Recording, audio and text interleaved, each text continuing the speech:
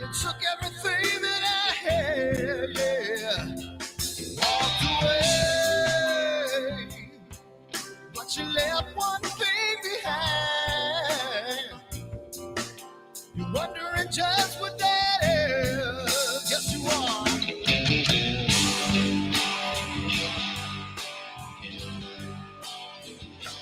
Well, the world stops spinning around, I'll be rocking. When the world comes tumbling down, I'll be there.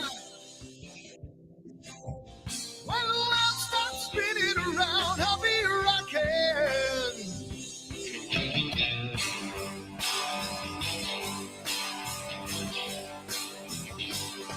We're gonna make a little love down by the water. Maybe have a son, maybe have a daughter when the music man calls. That's when I gotta play.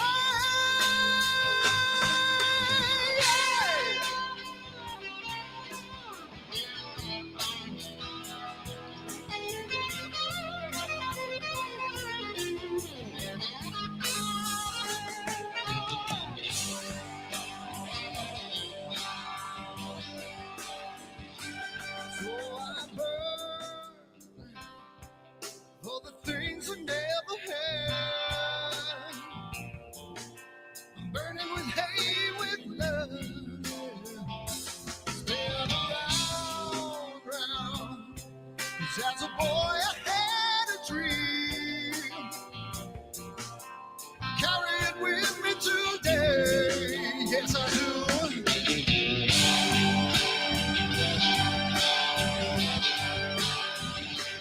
When the world stops spinning around, I'll be rocking. When the walls come tumbling down, I'll be there. When the world stops spinning around, I'll be rocking.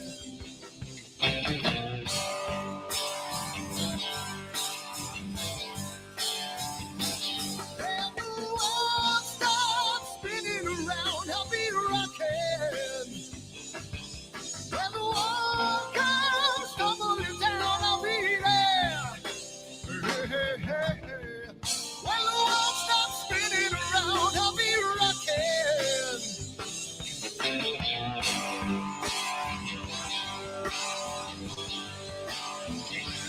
When the world stops spinning around, I'll be rocking.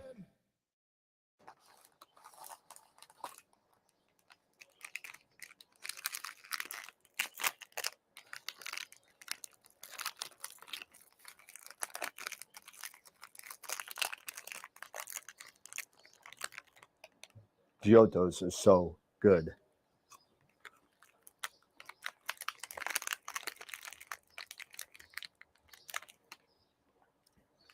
These chocolates are what? Chocolates. We're here about astrophotography. What are we doing? Wrong video. Whoops. Over me, got a way of your own. But I told you that life ain't a fantasy. Now I watch you every day. Turn it up, it's just your way. Rocket fuel runs through your brain. Like I told you on the train, that it's the only thing she knows. The only thing she knows. The only thing she knows. That it's the only, only, only, only thing she knows. She knows. So it started to rain. Met a woman with eyes like a hurricane. Told her she was the one. And she looked at the moon, calling me and said, now I watch you every day. Turn it up, it's just your way. Rocket fuel runs through your brain. Like I told you on the train. Well, it's the only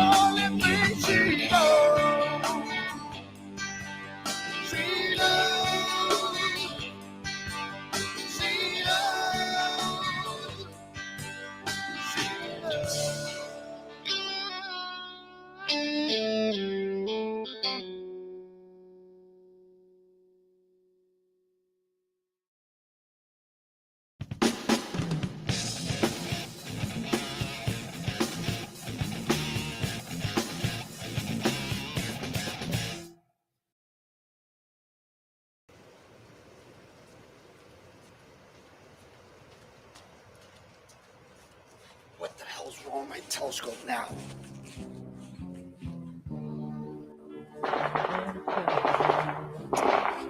Damn, what's wrong with this thing?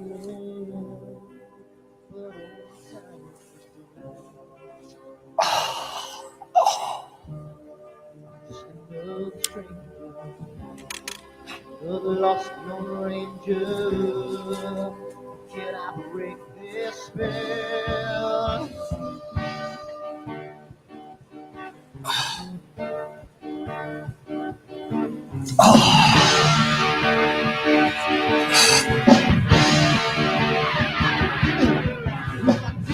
One thing right, who I make two things wrong.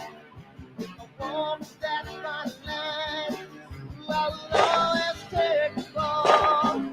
If I just do left, I can live from the right.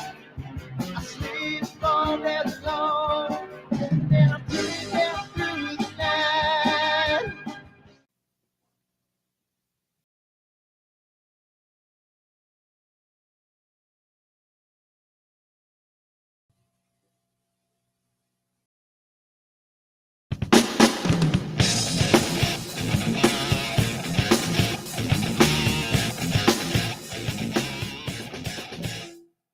I've seen a lot of bankers, and I've seen a lot of cops. I've seen a lot of lawyers pull out all of the stops.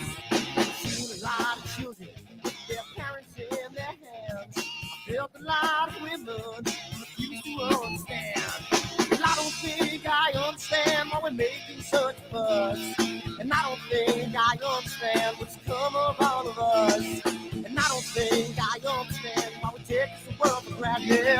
I just want to get right back to Guitar Players Planet.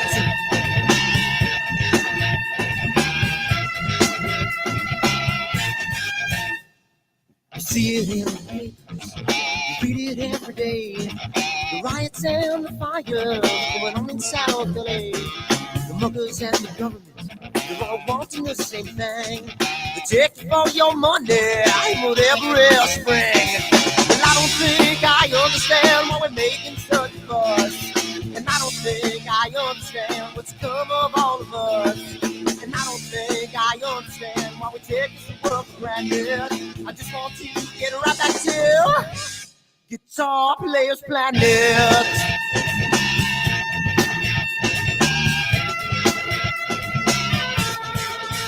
Take me.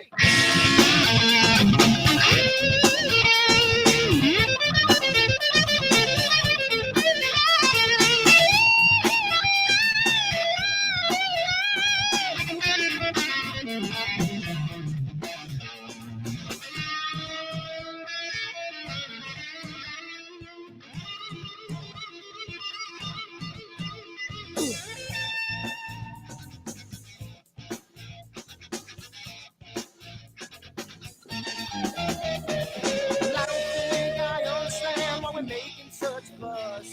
And I don't think I understand what's come of all of us. And I don't think I understand why we take this world for granted. I just want to get right back to Guitar Players Planet. Guitar Players Planet. Guitar Players Planet. Guitar Players Planet. Guitar Players Planet. Guitar Players Planet.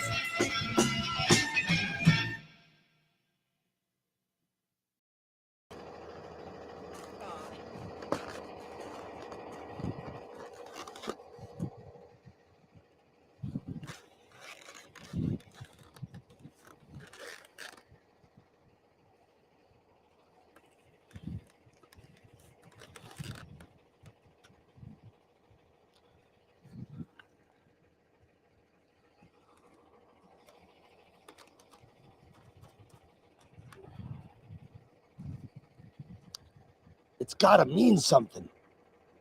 It's gotta.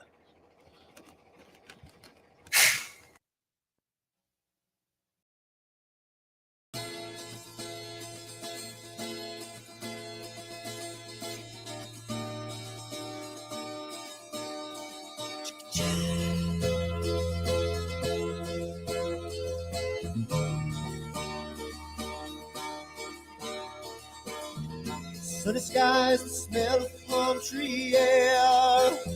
Looking back, I could never feel fair. The way the music has touched my soul, the way that the sound holds its control. But I've got a new way to choose. I'm gonna start running back to the lands of new. Oh, na na na na na na.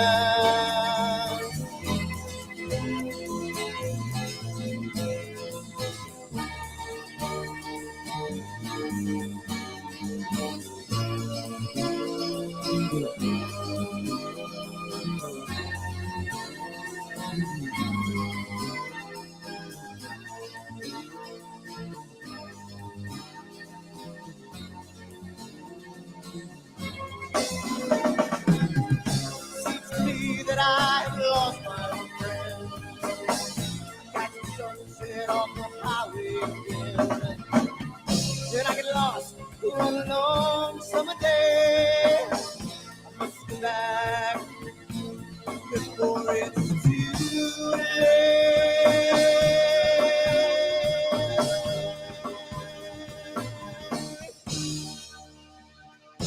You're afraid, you're feeling alone. Time and space can never unfold. The holidays can ring in your fear. The ghost embrace can only me tears. And I've got a new way to choose. I'm gonna start running back for lands of new. Oh, na na na na na na.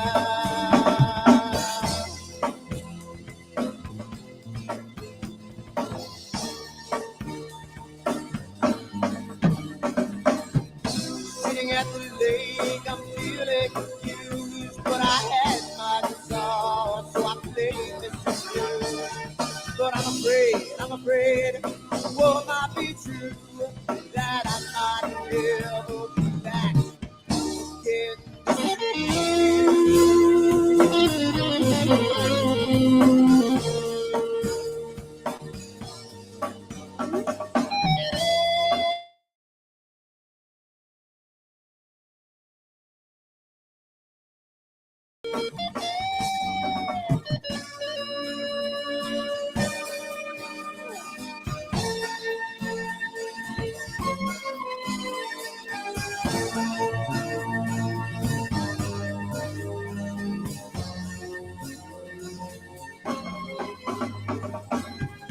Seems to me that I have lost my friend. Got the sunset off the highway again. Then I get lost on a long summer day. I must be back before it's too late.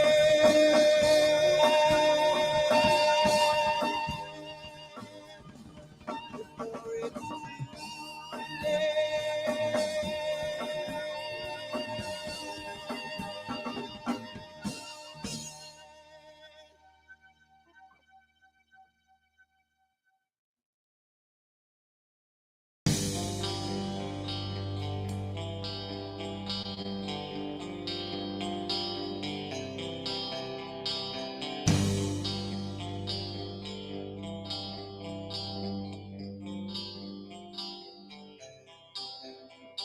Someone to take me down at night.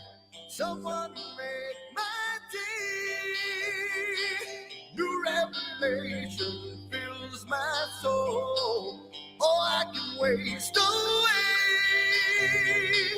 You distracting my attention. You're all that's on my mind. Not looking for perfection, but you're too hard to find. Now the first night is coming, and I know what to do. You know that nothing feels sweeter than someone else.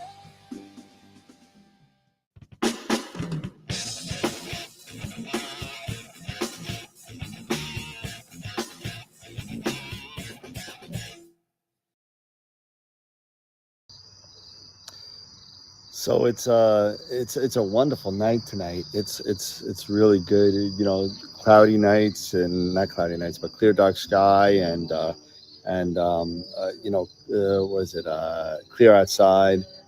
Says it's going to be a wonderful night tonight. I mean, tonight, last night was wonderful. Tomorrow's supposed to be great. So I think I'm going to leave my telescope out all night, and it's going to be a really nice night tonight. So I'm hoping to get some really good shots of the Cave Nebula, which is part of my astrophotography meets D&D imaging. I know it's kind of looks scary, like the way I look at my eyes, kind of crazy. It's pretty cool, but I'm super excited for tonight, and let's see what kind of data I got. Oh yeah. Dirty. I swear to God, these clouds are just pissing me the off. I don't understand. I don't listen to these things anymore. I can't take it. New York, you suck. And you know what? I'm so done with all this. My telescope's out here chilling out, and all I got is freaking clouds and PhD beeping at me for no goddamn end. Unbelievable. What am I gonna do? I need to move. I'm so finished with this. I hate this.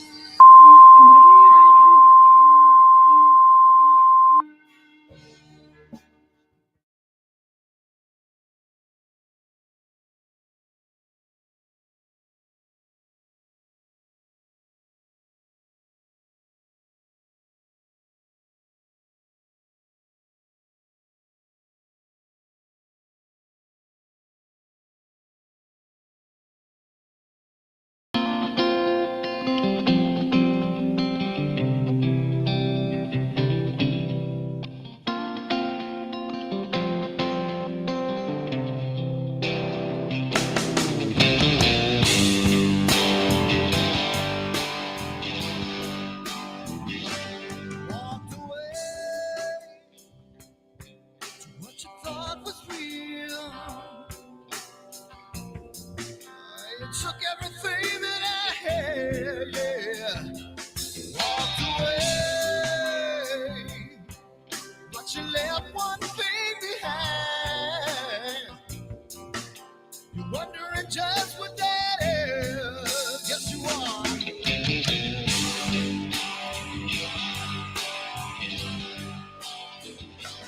When the world stops spinning around, I'll be rocking. When the world comes tumbling down, I'll be there. When the world stops spinning around, I'll be rocking.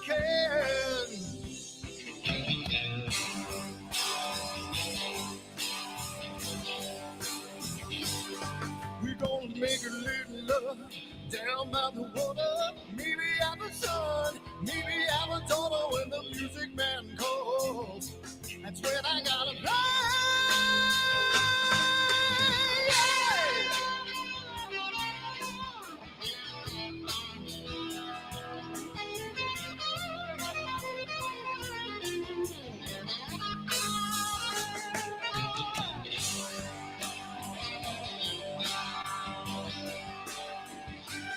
So I burn for the things I never had.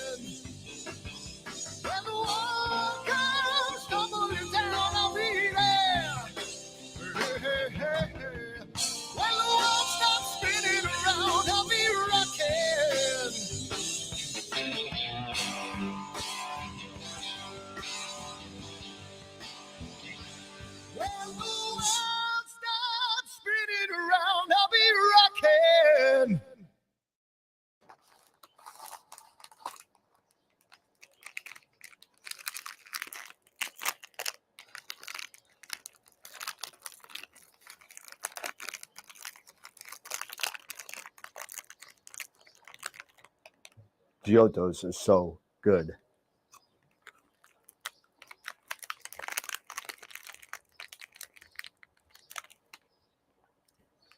These chocolates are what? Chocolates?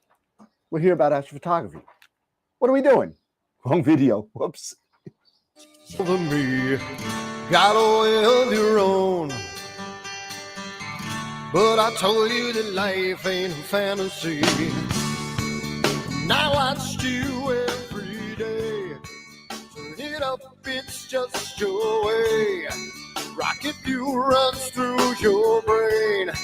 Like I told you on the train, that it's the only thing she knows. The only thing she knows. The only thing she knows. That it's the only thing she knows. She knows. So it started to rain. Met a woman with eyes like a hurricane. Told her she was the one. And she looked at the moon, calling me and said, now I watch you every day. Turn it up, it's just your way. Rocket fuel runs through your brain. Like I told you on the train. Well, it's the only thing she knows. The only thing she knows. The only thing she knows. That it's the only thing she knows. Got up on the wrong side and I'm getting burned again. That grass is looking brown today. Well, it's the only thing she knows. The only thing she knows. The only thing she knows. That it's the only thing she knows.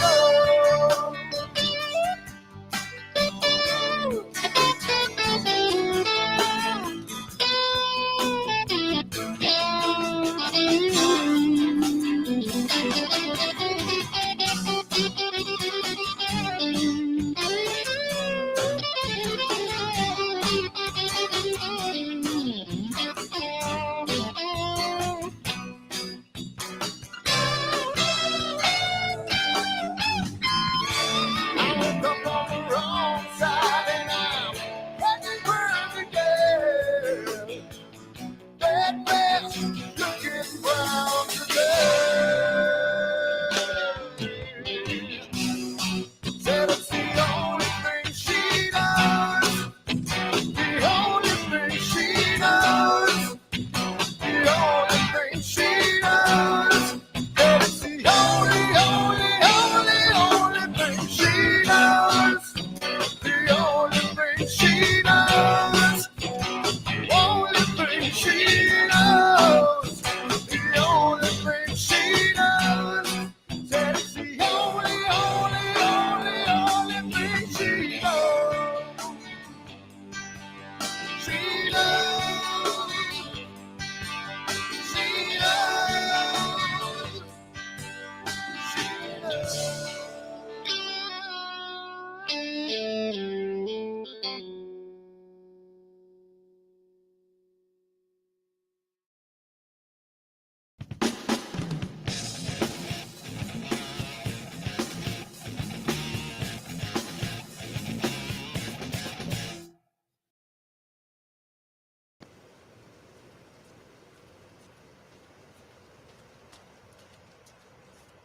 What the hell's wrong with my telescope now?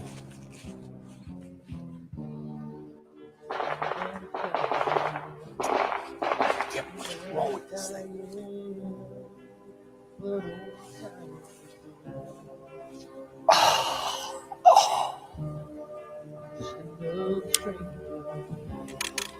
The lost Lone Ranger, can I break this spell?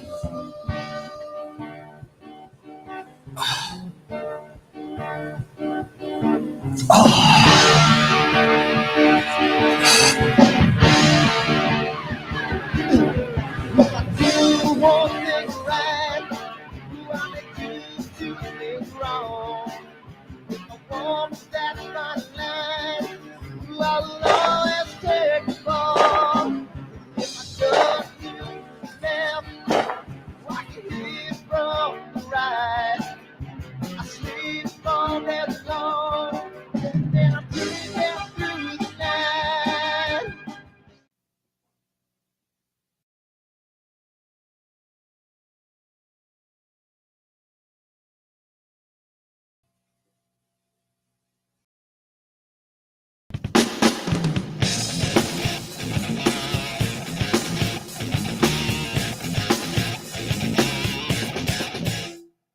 I've seen a lot of bankers, and I've seen a lot of cops. I've seen a lot of lawyers pull out all of the stops. I've seen a lot of children with their parents in their hands. I felt a lot of women refuse to understand. And I don't think I understand why we're making such a fuss. And I don't think I understand what's come of all of us. And I don't think I understand why we take this world for granted. I just want to get right back to Guitar Players Planet.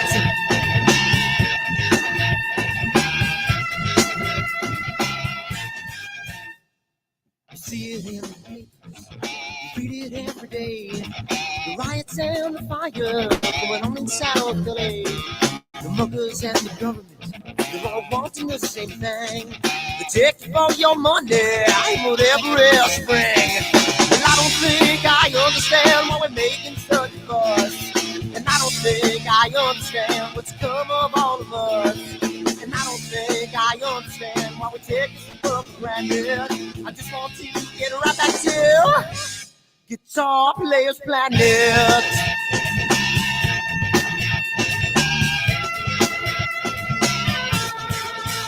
Take me.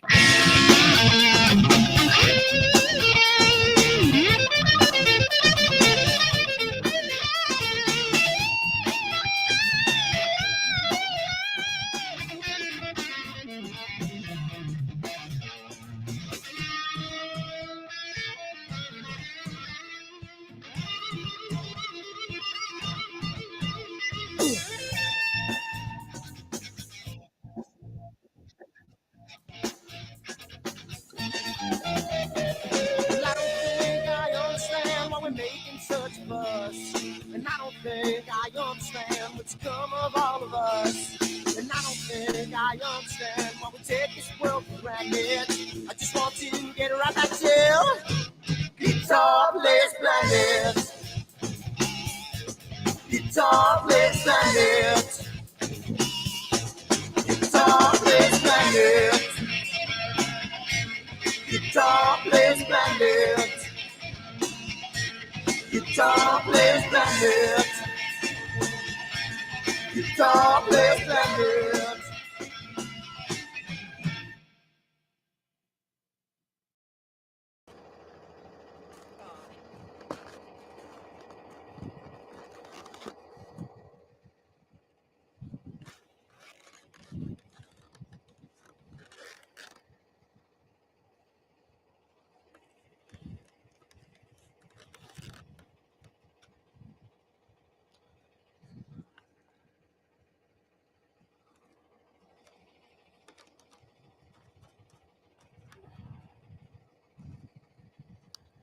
It's gotta mean something. It's gotta.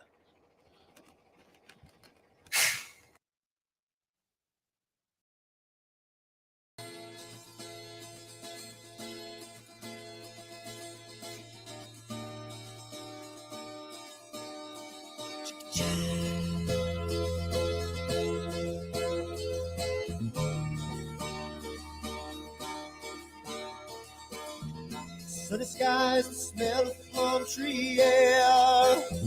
Looking back, I could never feel fair. The way the music has touched my soul, the way that the South holds its control. But I've got a new way to choose. I'm gonna start running back to the lands of new.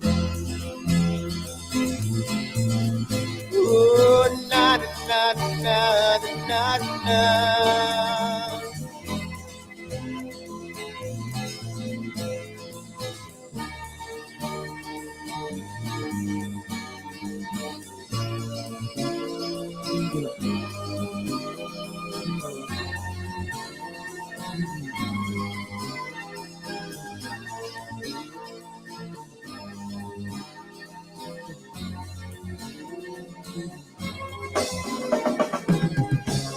to me that I have lost my friend. Catching sunset off the highway again. Then I get lost on a long summer day. I must go back before it's too late.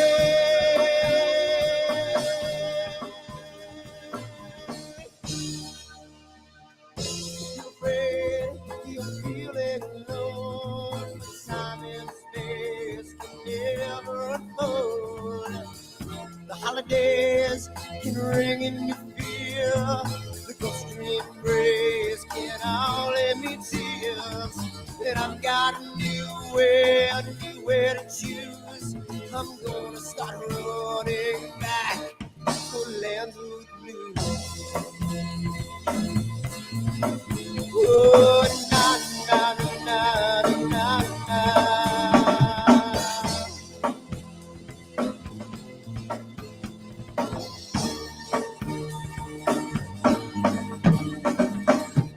Sitting at the lake, I'm feeling confused, but I had my guitar, so I played this blues.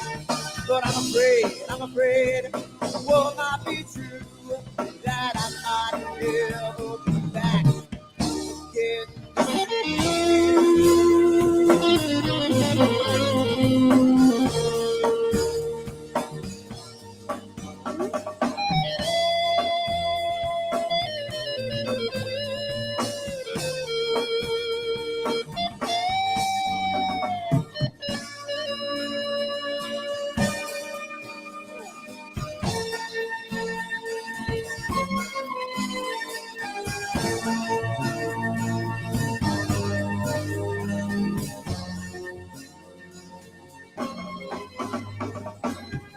Seems to me that I've lost my friend. Catching sunset off the highway again. Then I get lost on a long summer day. I must be back before it's too late.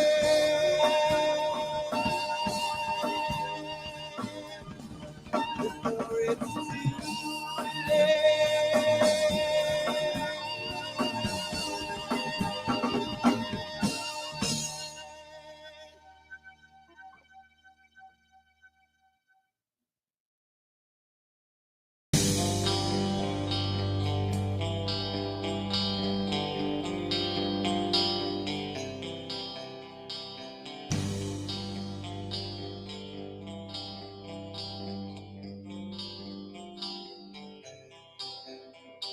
Someone to take me down at night. Someone to make my day. New revelation fills my soul. Oh, I can waste away. You distracting my attention. You're all that's on my mind. You not looking for perfection, but you're too hard to find. Now the first night is coming, and I know what to do. You know that nothing feels sweeter than someone else.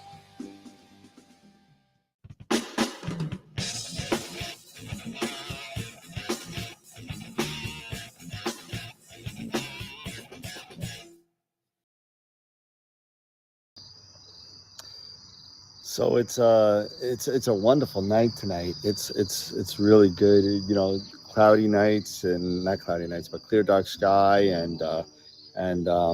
you know, was it clear outside?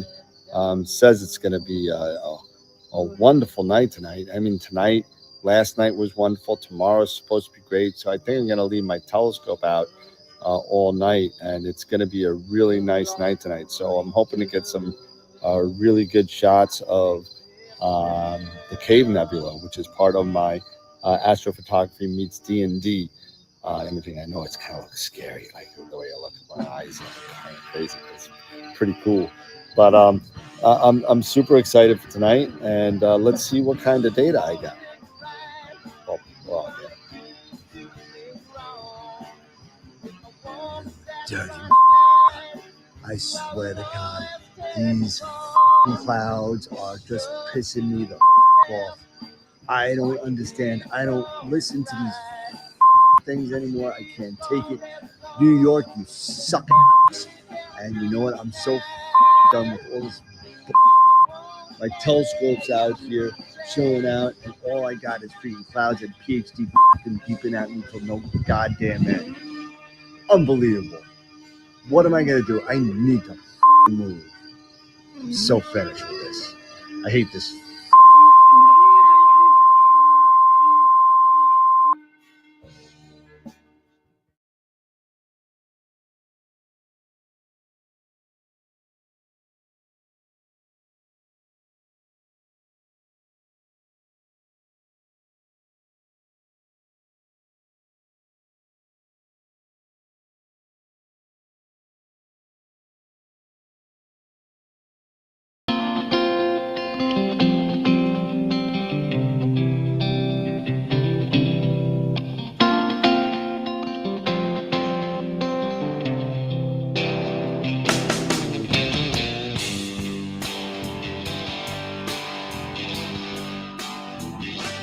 Walked away to what you thought was real. It took everything that I had, yeah. Walked away, but you left one thing behind. You're wondering just what that is. Yes,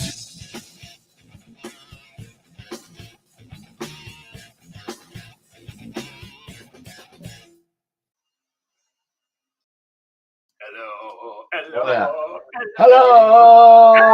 Hello. Hello. The Three Stooges. Dr. Yeah. Howard, Dr. Fine, Dr. Howard. I think I'm gonna stop using this crisp because it's cutting it off. I gotta talk so loud to get to it. And there's no kind of adjusting of it, and it's like I'm gonna switch over real quick because I'm gonna use the internal noise gate again. Let's see. Let's see here. And I'll turn that off. There we go. And then I'll turn this noise gate on. Well, I'm just making some quick changes here because it was driving me nuts. There we go. Does that sound okay? Yeah, sounds good. Yeah. All right, good. Because it was Nice cutting me and off too. It compressed. was cutting me off in mid sentence. Half the time I was talking, you guys couldn't hear me. So, not that anybody wants to hear me anyway. So it doesn't really matter. But all right. So we are here tonight. Hey, what's going on? We got a lot of people in the chat already. I see. A lot of folks. Yeah, you got a lot of folks. Got Nikon Jackson, got Wilfredo out there. Matt, what's going on? Yeah, we know Dave's out there. Dave's on here. And who else we got? Chris Frickson, Newman, Tarek. What's going on, everybody? How's it going? Welcome to the show tonight. It's another Friday night. We're here. And I know that we promised that we're going to be doing some imaging and stuff like that tonight, but it looks like from central US where Eric's at to all the way to the East Coast, it's pretty cloudy. So It's pretty bad. Pretty bad. I think is that noise your 3D printer in the background? Is that what that is? Yeah, probably. Yeah. Is this Can you hear it? Yeah, that's Yeah, okay. I was Yeah. just wondering. I'm gonna get my you 3D. crisp, so you get It's literally like yeah, right behind me. Yeah, Right yeah. there. Yeah. Cool. So yeah, we got now what, an hour and a half, hour and 19 minutes for picture of the week. Yep. And picture of the month is going to be announced today That's as well. right. Yeah. It is the look third out. Friday of the month. So Wow. we You got a be lot of stuff announcing going on. Picture of the month for May. So hopefully everybody's, been reaching out to family, friends, fellow astrophotographers, and fellow astronomers for maybe their, astronomy clubs, and telling them about astroworldweb.com and going to the images and picking their favorite images for the week and for the month. Because they're on two different pages now, right? So They you are gotta on make two sure. different pages. Gotta pick the right one here. Let me see. I don't think I voted for picture of the month, so I'm gonna vote. Oh, we got 73 votes so far. Look at that. It's not bad. For picture of the month. Did I vote? Did I not vote bad. yet? Let me see if I voted. And it tells me that I did not vote, so I just put in my vote. So There you go. Okay, 74. And then Very cool. image of the week. We got some good pictures for the image of the week. We got, I think I did that one. Yeah, I did that one. I think. Let me make sure.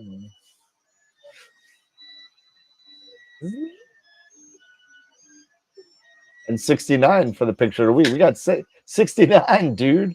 There you go. You got 69. 69, dude. Did I vote? Yeah, I already voted for that one, so I couldn't get it up to 70. So we're at 69 on that. So thank you everybody for all the votes. That's probably like the highest in like 2 months, I think, so far. So yeah, it is. Really, really good job to everybody. Keep on voting. I want to throw a shout out to Wilfredo's astrophotography real quick, because he's been promoting the show quite a bit on Instagram and his posts on Facebook. So just want to say a quick thank you out. And if you haven't followed Wilfredo, do an in kind and go check out Wilfredo's astrophotography on YouTube, and definitely jump on his channel as well. Yep. So, got to support the whole thing, Yeah, right?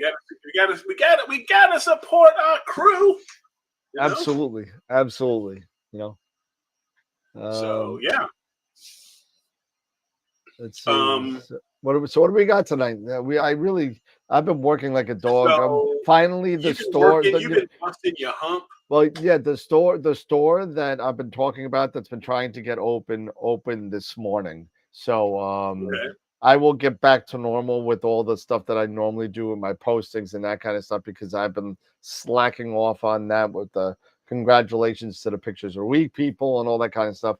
I've been slacking on that. So I hopefully my life will get to some small bit of normalcy, and we can get back to business, because what's coming up. It's coming up in 6 months, right? Astropalooza 3! Astropalooza 3 is coming. So our first guest that said definitely they're gonna do it is Guido. Guido's gonna be back to awesome. do He's that. All the way from the Netherlands. So Guido's Love gonna that do it. So guy. he'll probably be an early one. So even though he'll be headlining, but not headlining, because he's gonna be early because of the time. But everybody's a headliner when you come on there. So I'm gonna try and get I'm gonna speak to Trevor again at Starfest in August. And then obviously Sean will be back. It won't be his niece's 10th birthday again. So so he'll be on. Wayne Parker will probably be back as well. I'm gonna try and get some other people. If you guys have any suggestions, let me know. I'm gonna try and get Chad this year from Patriot Astro. Stacy will come on, sure. Yeah, if you want, we can chat with her. We haven't chatted with her in a while, and maybe Astro Molly. Astro Molly, yeah, sure. Oh yeah, Astro Molly, yeah.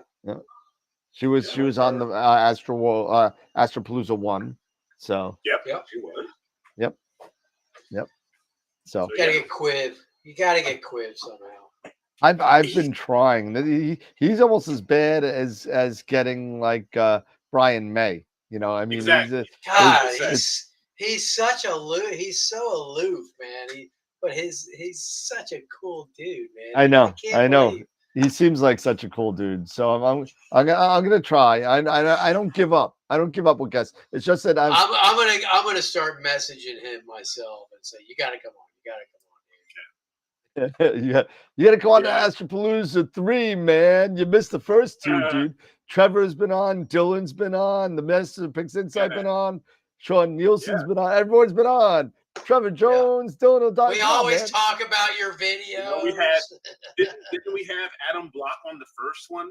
Adam Block was on. Actually, well, Adam Block did a video. Yeah, he did a video. But it was still pretty cool that he did it. Yeah. You know, we've had Charles Bracken on with Dr. Sass. Dr. Sass. Yep, we've had Dr. Sass. You know, so we've had some great. Yeah, we had. Don't forget, we had Nico last year too. Yes. Yeah. I'm going. I swear, I'm going to get Luca Matico on. I'm going to get Luke Newbold. Yeah. See if you can get Luke. You'll be cool. Even I want to get Narrowband channel too. Yeah. Yep. Definitely. There are, someone mentioned seeing if we can get Dylan back. See if he'd be available. Yeah, because I'm going to start doing, start emailing people out like this month, next month. Yes. Luca Matico, and me and Luke have a weird kind of a relationship. It's kind of funny. We text each other over Instagram all the time, and I think I hit him. I hit him a little close to the heart about a month ago, maybe 2 months ago. But I said, Luke, listen, I saw your video on what's his name, Hogarth's Astronomy when he passed away, and I didn't know that you guys were tight like that. I knew you guys were the same part of the country, but I didn't know you guys knew each other like that. But I want to send you something.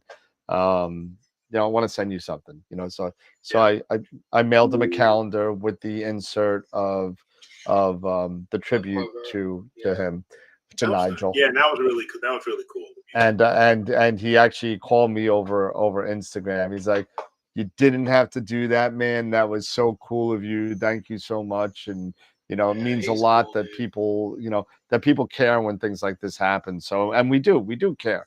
I mean, it's, if you think about it, Luke, congratulations to Luke, by the way. Right. He's having a baby. He's having a baby. As a matter of fact, I didn't text him congratulations. Now that I totally forgot. I've been working like a friggin' dog. And oh, look at that picture. Oh, that's a nice picture. Look at that. Oh yeah, there you go. That's the first thing that popped up. Katie's graduation. Another, somebody else you might want to look at is Glenn from AstroWorld. AstroWorld, yeah. Let me write that one down. I didn't. Yeah, he's actually really good. You know who else I might want to try? The thing about Glenn is he's one of those guys that's good with tools. I mean, he taught. Watching his video, I learned how to hypertune my EQ6 and stuff like that. He's good at nice. the mechanical side. Tinkering. Yeah. Mm-hmm. Not like me. I am horrible with that. So he's got some great stuff. What about Dark Ranger? Sure. I was just thinking about that the other day. I've seen his YouTube show, and he seems really in really in tune with what's going on out there. He just demoed. He demoed quite a few camera scopes lately, like a couple of the William Optics Pallades and a few others. Oh, did he? Okay, I have to look at those. I haven't seen. Yeah, and he's done a bunch of good stuff. He's put out some really good content. I'm trying to find a piece of paper. My pad is missing. Who's the other one out? Who's the other English guy? talks to that damn pink rabbit all the time. Oh, God. Pink Rabbit. Yeah, I can't think of his name. He's hysterical. Got me on that one, bro. He's a Brit. Oh, I'll Pink tell you. Rabbit. All right. Yeah.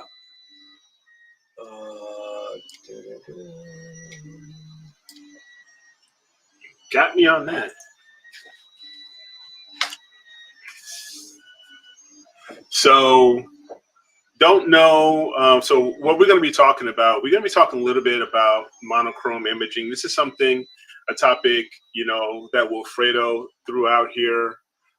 So, I've got a little bit of a presentation that I'm going to, share and present, about it, as well as a little bit on, going into Pix Insight and processing and stuff like that. So, and understanding a couple differences when it comes to monochrome and color and stuff like that. But first, because, I'm me, it's just me, I'm going to share my screen.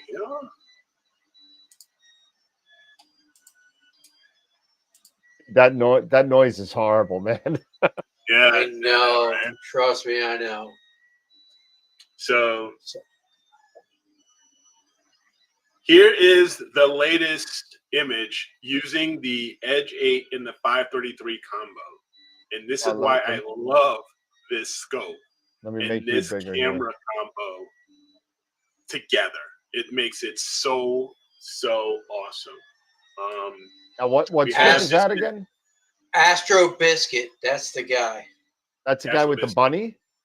Yeah. Astro Biscuit. Yeah, Astro Biscuit. Yes. He's another one. Be great for content. He's hilarious. He's hilarious.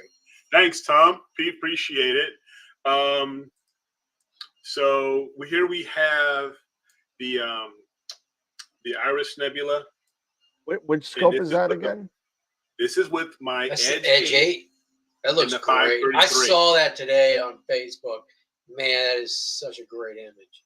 I think that's one of your best that I've seen you do. Thanks, bro. I appreciate that. And this one was a lot of fun. I even got a tip, from Dan when I shared this with him the other day before I put it out. See, I have my moments. I have my moments. You have moments. They're few and far between, but I have them. Joe, no, this is not crop. This is the 533 is a square sensor. It's a 1-inch square sensor. So it was crop, but the only thing that was cropped were the stacking artifacts. The edges. The edges. Yeah. Is that with the reducer?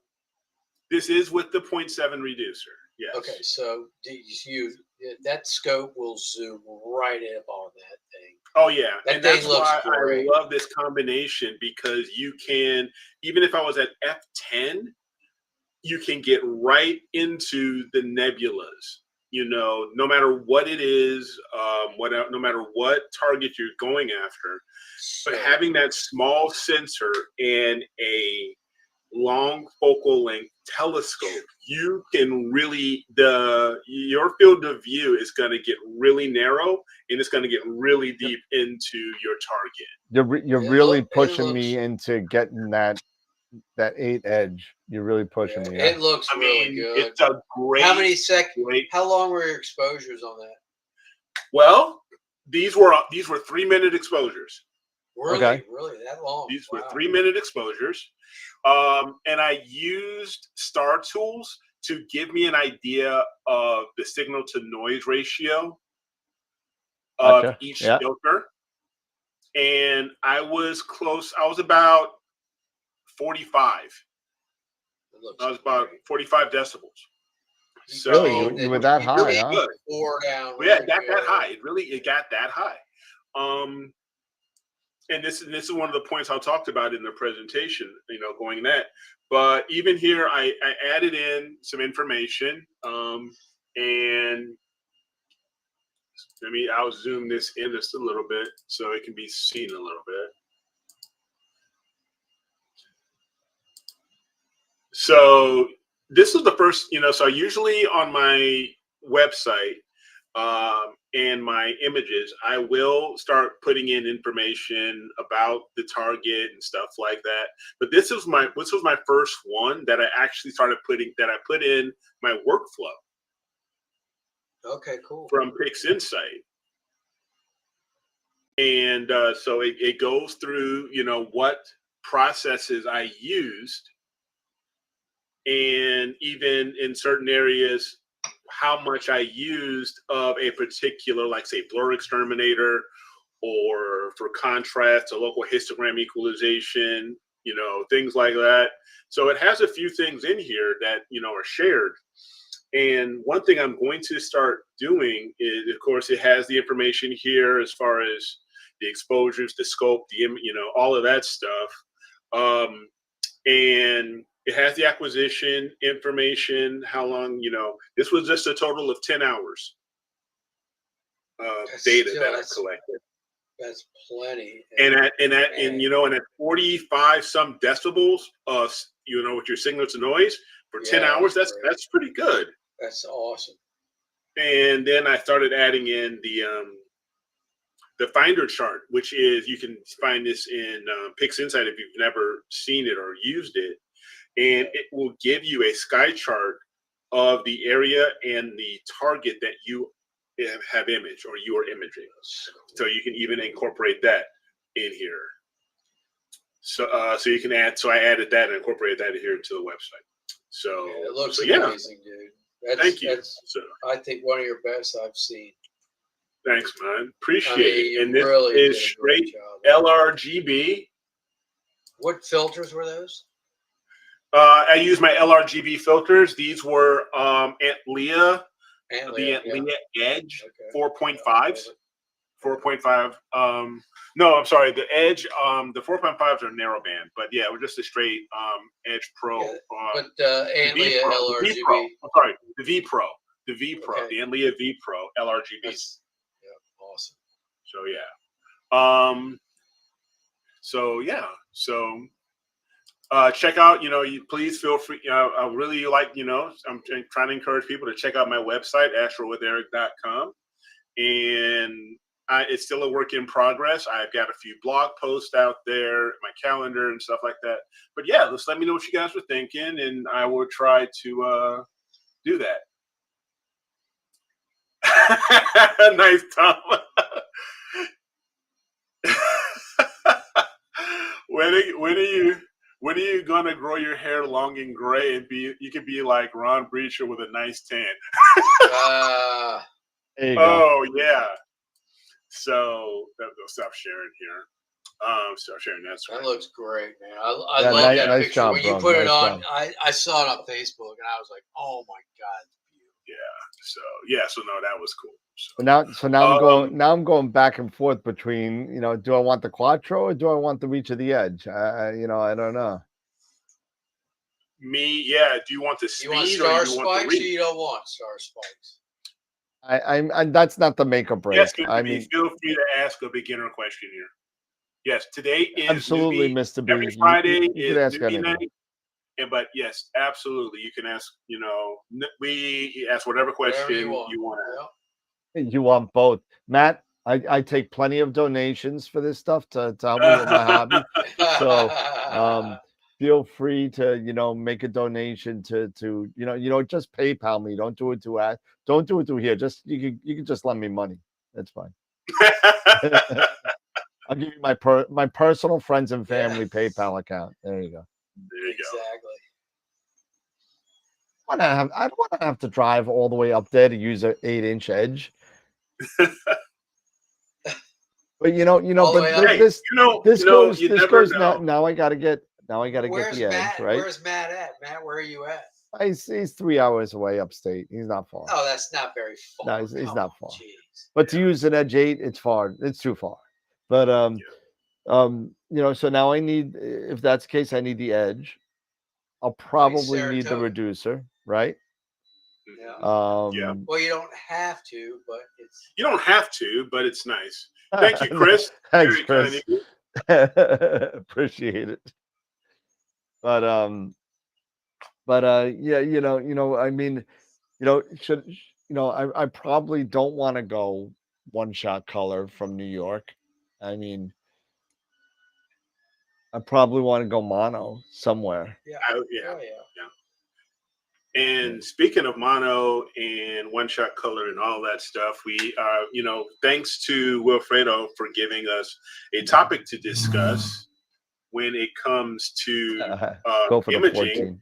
14. Yeah, go for the 14. Yeah, give yourself a hernia. When I move and have my sky shed made, not a problem. Yeah, Yeah. absolutely. Not a problem. It'll go on a pier and it'll stay there. Planetary.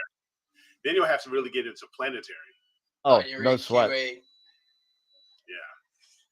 Yeah. Yep. I would have my EQ8 on one, and I'd probably have, if I had my way, I'd probably get maybe like a 10 micron on the other or something like that. Oh my god. I'd probably do something like that. That's something that I would do later on, I think. Can't really afford one right now, but I mean, that's going to be I already got my retirement scope. Now I got to get my retirement mount. So my retirement scope is set with the AP 130. I think I'm good with that for now. But I think that if we could get something nice and I'm seriously thinking about considering this place in Texas, this Bray Falls project down there. Oh yeah. I mean, $299 a month. I'm wondering if we could do something just for AstroWorld and just you know what I mean? Nice. Yeah, go for it, because that is really something, because when you think about it, how a lot of us are imaging now, we're already doing remote imaging in a way,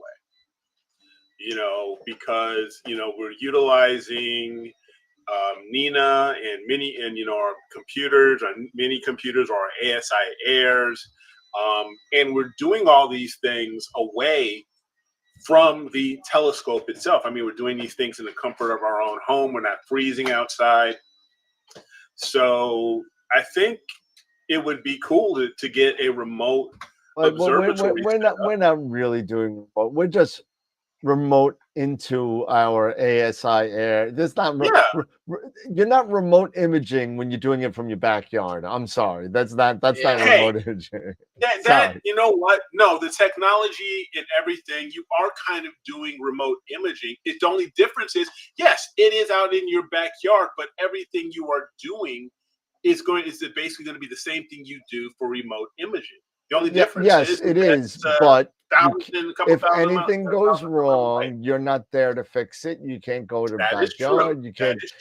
So there is a part to remote imaging that isn't there when you're doing it from your backyard. So let's yes.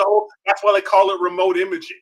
Yeah. So for you, we'll call it backyard remote imaging. We'll do that. How about that? But Mr. B had that question. He wants a semi-dream scope. He re-entered the hobby with the C-Star. Got an ED72 with 2600 and a dual narrowband. Has an Edge 8 with the 183. Wants a semi-dream scope. Okay. Q16. Reading that well, that would be like a plane way. Well, the question is really a couple things are, what ideally do you think is going to be maybe your ideal focal length? Because you already have a 72. Okay, so that's kind of a slightly wide field. Then you have the Edge 8, which is much narrower, and a longer focal length. So are you looking for something more in the middle, like maybe a 120 or a 127, where you're getting between 700 to say almost 1,000 millimeters of focal length, stuff like that. So I'm using expensive narrowband filters. Why spend $1 for the best APO scope? Nothing beats good glass. Nothing beats good glass. That's for sure. The same reason you buy good filters is the same reason you're going to want. It's kind of like one of those things where just because you got a great filter, if you got a doublet that's a garbage, like a Tasco doublet. You're not going to get the resolution or the clarity that you would get than, let's say, an astrophysics or Takahashi refractor. You're not going to get that type of quality of image. Filters help, Yeah. but Help. filters help a lot. But I guess Eric, you are on the right trail there, where you want to sit there and think what not only the focal length, because you got to think about what's your end game, what do you want to image, and that leads into that conversation of the focal length. So you think about the visual, and then you take the focal length to fit the visual, and then you make the camera to fit the focal length. So so what is your end game, and what do you want to be imaging? Because our answer for planetary is going to be different than our answer for small planetary nebulas or small galaxies. It's two different things. Yeah. Now, his first question went, since memory computing power is so cheap, why not just take 60-second exposures and not put the money into an expensive mount? How good is good enough? The key to the mount, for me, that's a fair question, but the key is how well do we know that these things are tracking? Because if you go cheap, if you go inexpensive, then you could be setting yourself up for some headache down the road. And to your point, Eric, it's all about the consistency of the mount. And just take, you're not going to be able to compare an AVX to an MX. You're not going to be able to do that. You don't get the consistency. You don't get the reliability of the, and am I comparing apples to apples? No, but that's the whole point of getting a better mount, because you have that predictive error in the mount where you can sit there and train it out. Whereas, God forbid, you get an AVX where there's a burr somewhere that just throws off everything, and you can't correct for that. So you really want to spend the money on the mount, and that's something we talk about on the show quite a bit. Yes, that's the key. That's the key piece of equipment, because everything else that you purchase is riding on that piece of equipment. Yep. Correct. But like he was saying, why should it matter if you're shooting at 3 nanometer, blah, blah, blah, blah, blah, which is fine. I get that. But, you can use a doublet. If you're shooting each individual filter with a mono camera, you can use a doublet. Yep. If it's got good glass, the glass is going to be the reflective coatings on that glass. Is what you're looking for. Probably if you can get a doublet with FPL53, like the William Optics doublets, and you're shooting mono, you'll be fine. Yep. The problem is when you're shooting one-shot color with the doublet, forget about it. Yeah, you got to start. You're going to be doing a lot of work, because you may have to. You may see that rainbow color stars there, where it's going to get purple. Purple stars, or you get that violet shift, or something like that, where you're sitting there and you're getting, and you would have to make it a mono image anyway and bring it all back together and just align all the colors, and you might be making a little bit more work for yourself that way. Yeah, but if you're shooting mono, if you have good glass, you can. So my first question would be this for Mr. B: what is your budget for a Another mount? good question. What is your budget for your optics? And how much, so what type of investment do you want to put into your optics? But the main thing is going to be, how much of an investment do you want to put into your mount? Correct. How much do you want to put into it? Because I tell my kids with all this stuff, sometimes, when they do certain things, I say, hey, you have to put the work in. It's garbage in, garbage out. If you buy garbage, you're going to get garbage out of it, and you're not going to be happy. You're going to end up now spending another $3,000 on a better mount when you could have bought it right perhaps the first time. and you know what? Like Pete used to say, Buy once, cry once. Yep. Buy once, cry once. Exactly. You know, and you Make know what? the Listen, investment. the amount of crying that you do is directly proportional to the size of your pocketbook. So It is. so It is. you know, budget is a big deal, and you know, listen, you got to be really realistic with yourself on what you kind of want to put into this and what you want to get out of it. So if you want to get pictures like the one that Eric has behind him, you know, the Ghost of Cassiopeia, really nice. You're gonna have to put a couple thousand into a mount. You're gonna have to get you know, maybe 1,000. I think that's was a $1,200 refractor, the 91. I think it is something like that. Yeah. It's about around that. It's around Yeah. that. Yeah. So you know, plus the camera and stuff like that. So you're talking, you know, 7 in, you know, 7, 8 in, you know, perhaps 8. You you know. know, Yeah. something like that to get something like that. Now listen, there is nothing stopping you from doing those 30-second pictures, 3,000 of them to get that kind of thing. But let me tell you something. Make sure you have the memory in your computer to stack all those images, because you will crash PixInsight and you will crash your computer if you do so much. Mr. B, you just mentioned, well, I have an AVX, a CGM11, and a CGXL, and I wished I would have just went with a G11T. Wow. Well, I mean, and I hate could have gone EQ6R and been fine. Yep. Or you know, at this point, you could go with your harmonic mounts at this point, you know, and be done with it. But here you go, you know, and are we talking a permanent? But when we talk about harmonic mounts, are we talking this is a permanent setup, or is this something that he's planning on traveling? Doesn't look like it if he's talking about an AVX and a CGM. Yeah. So my whole thing with harmonic mounts is they're lightweight. I think they're best used for travel and for lightweight stuff. Yeah, I think absolutely. that's the best. But if you are, you know, if you are having an observatory or you're just imaging out of your backyard and you don't plan on maybe going here, going there, going wherever else, put the money in, I would say, of a more traditional gem mount. But take a look at them. I mean, Skywatcher has some fantastic ones. You've got the CQ350 now. You've got the 8. You got the EQ8, 8R, the RH. If you want, you know, the encoders and stuff like that. But there's that Ioptron. Honestly, the SIM 70, it would be a very good one. The SIM 70 would be a very good one. Hold on a second. But they have the SIM 70s had some issues. Yeah, but so let me squash that really quick, Mr. B.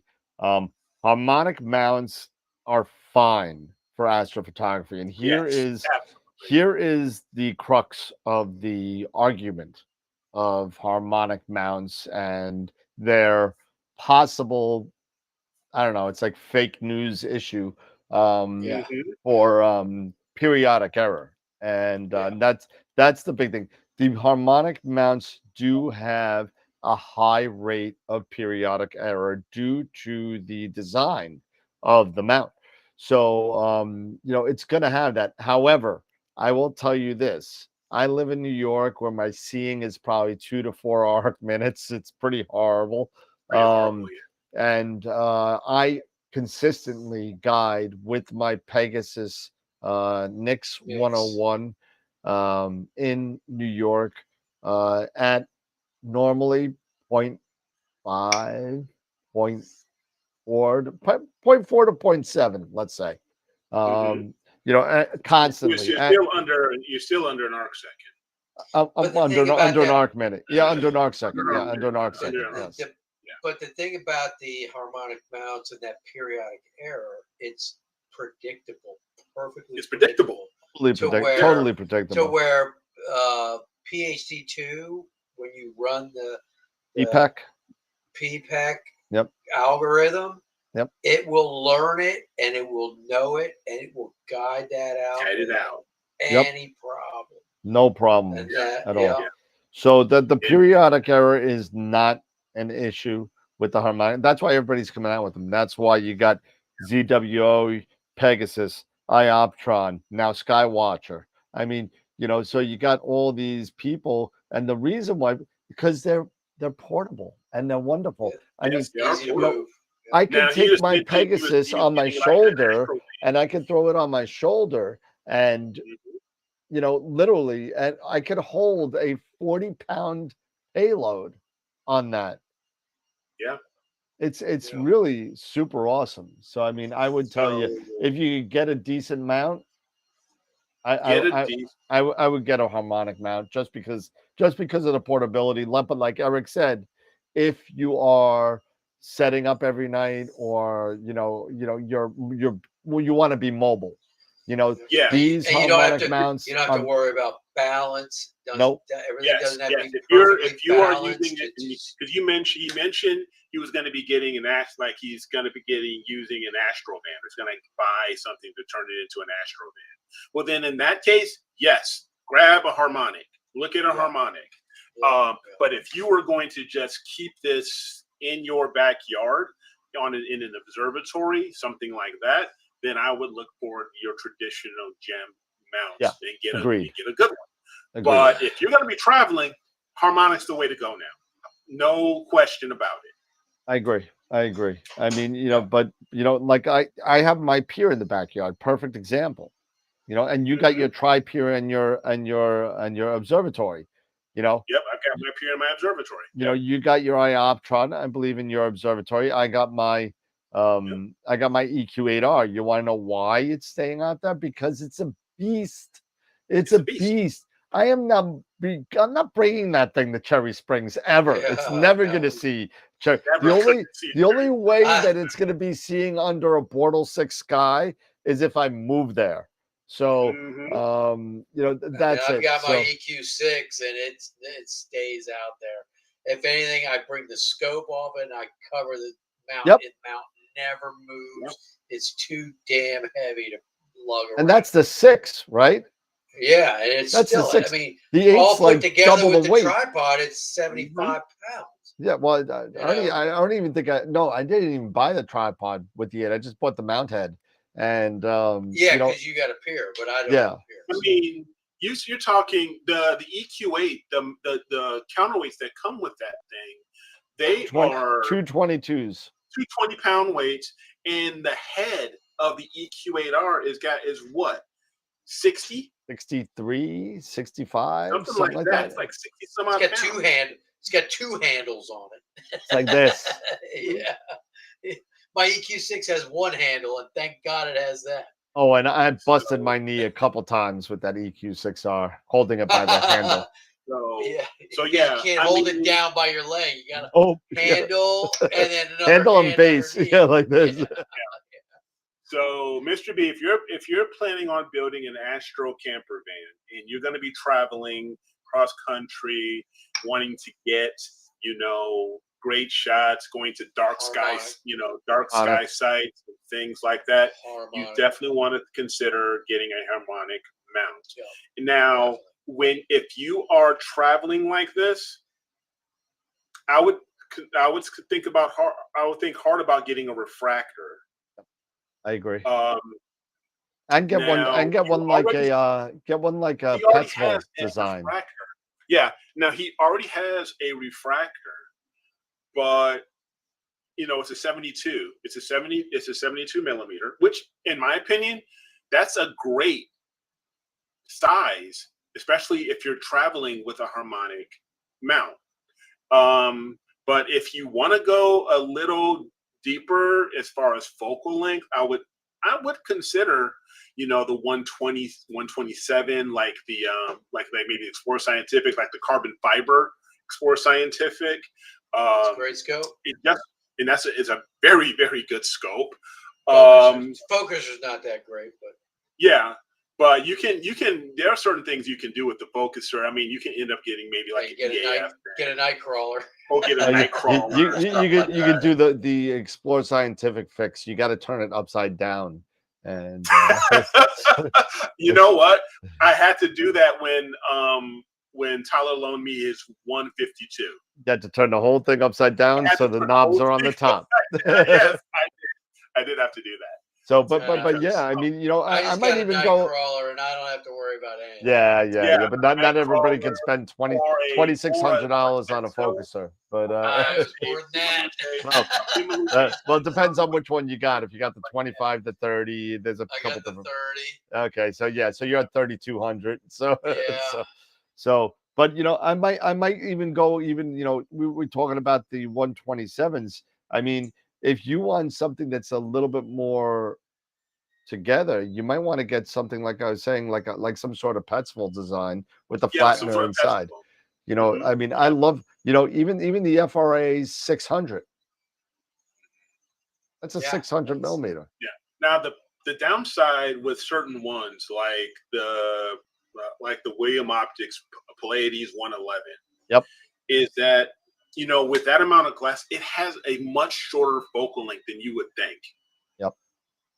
Right. That's the only hang up that I have with that, is that it has a much smaller, longer, a much shorter focal length than I actually suspected. I think that focal length is around 600. Yeah. Yep. You know, something like that. It's lower than I really thought. And I think a lot of that does have to do with the glass. Local guy here has an FRA 600.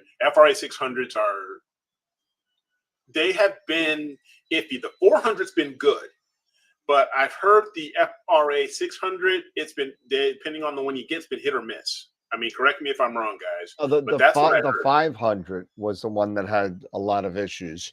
Okay. You know, if you like it, you like it. If you don't, you don't. But you know, I have the 400. I love my 400. I know two people that have the 600 that are getting great results out of it. The 500 and the 300 were the ones that came directly out after the 400. So they pushed those out. But I think they fixed a lot of the issues with the 500 that they were getting by now, because I haven't heard a lot of complaints now. But I mean, not saying that the problems aren't out there, but I mean, I would seriously. But even maybe I'm just being a little biased. Redesigned like their GT81s and stuff like that to where. That's what I'm saying. That's what I was about to say. That's fine too. Look at the William Optics line. Look at the William Optics. They've redesigned their stuff to where it's better. Yes, they have. Now they have the interior focusers. Yeah, they got the Whift.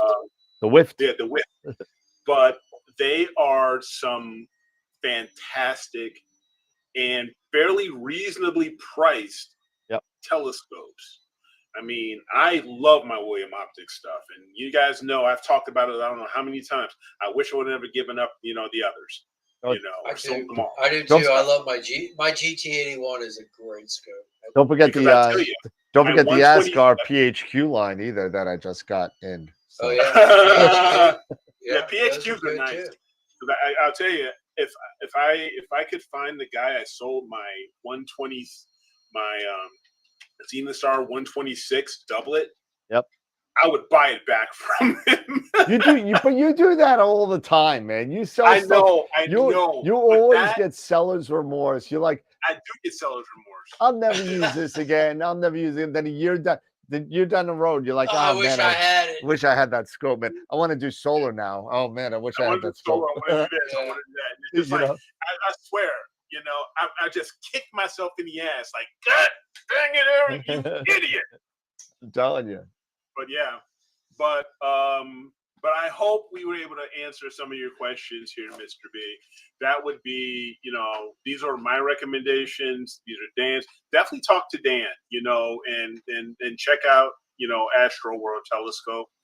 And he will. I honestly think he won't steer you wrong. He will, you know, he'll ask you some of the more pertinent and maybe a little bit harder questions, you know, to get you where, in his opinion, and where, you know, he thinks is the best stuff, you know, where you want to be. But and if I don't sell it, I'll point you to somebody who does. And if you know, listen, if you're in Florida and I was a little worried about the Williams Optics when I saw you have to continue, you bring it in to keep the internals. I've heard about that, but Yeah, because of the weather. and As long stuff as you're like good that. with the scope, you'll be fine. But I You'll mean, be fine. there are plenty of scope makers out that I mean, even the Starfield Optics, is another one that they make some really good stuff.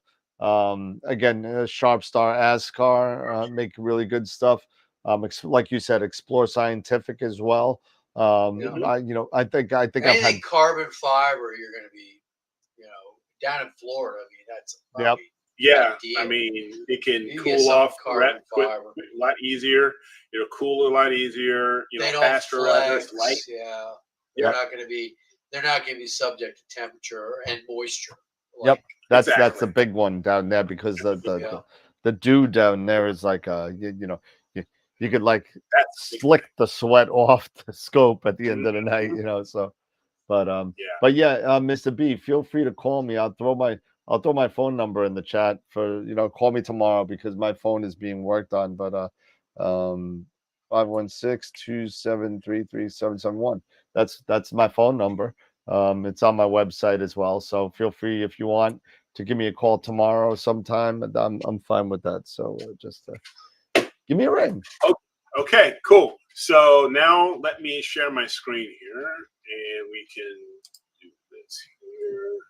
Obviously, don't call me right now. I'm on the show. So Exactly. So let me there. and Mr. B, just so you know, I don't know when you jumped on, but go to astroworldweb.com and you could vote for under contest for picture of the week and picture of the month. If you haven't done so Yep. already, throw a vote in for the pictures, and we do weekly contests. So feel free to throw some stuff in there. So and Eric's got something now, and let's see, he's running his PowerPoint here. So let me make Yeah. him a little bigger. There you go. Cool. Thank you. You got it. And thanks to Wilfredo for making the suggestion to talk a little bit about monochrome imaging. But this is just a few points and some things to consider when we talk about these different cameras. And I am going to talk, and when you talk about monochrome, you can't, at least I can't, not talk about one shot color, because that is the debate. One shot monochrome, and or how to do certain things. So even though this is titled, monochrome imaging, we'll talk a little bit more here we'll talk a little bit about color.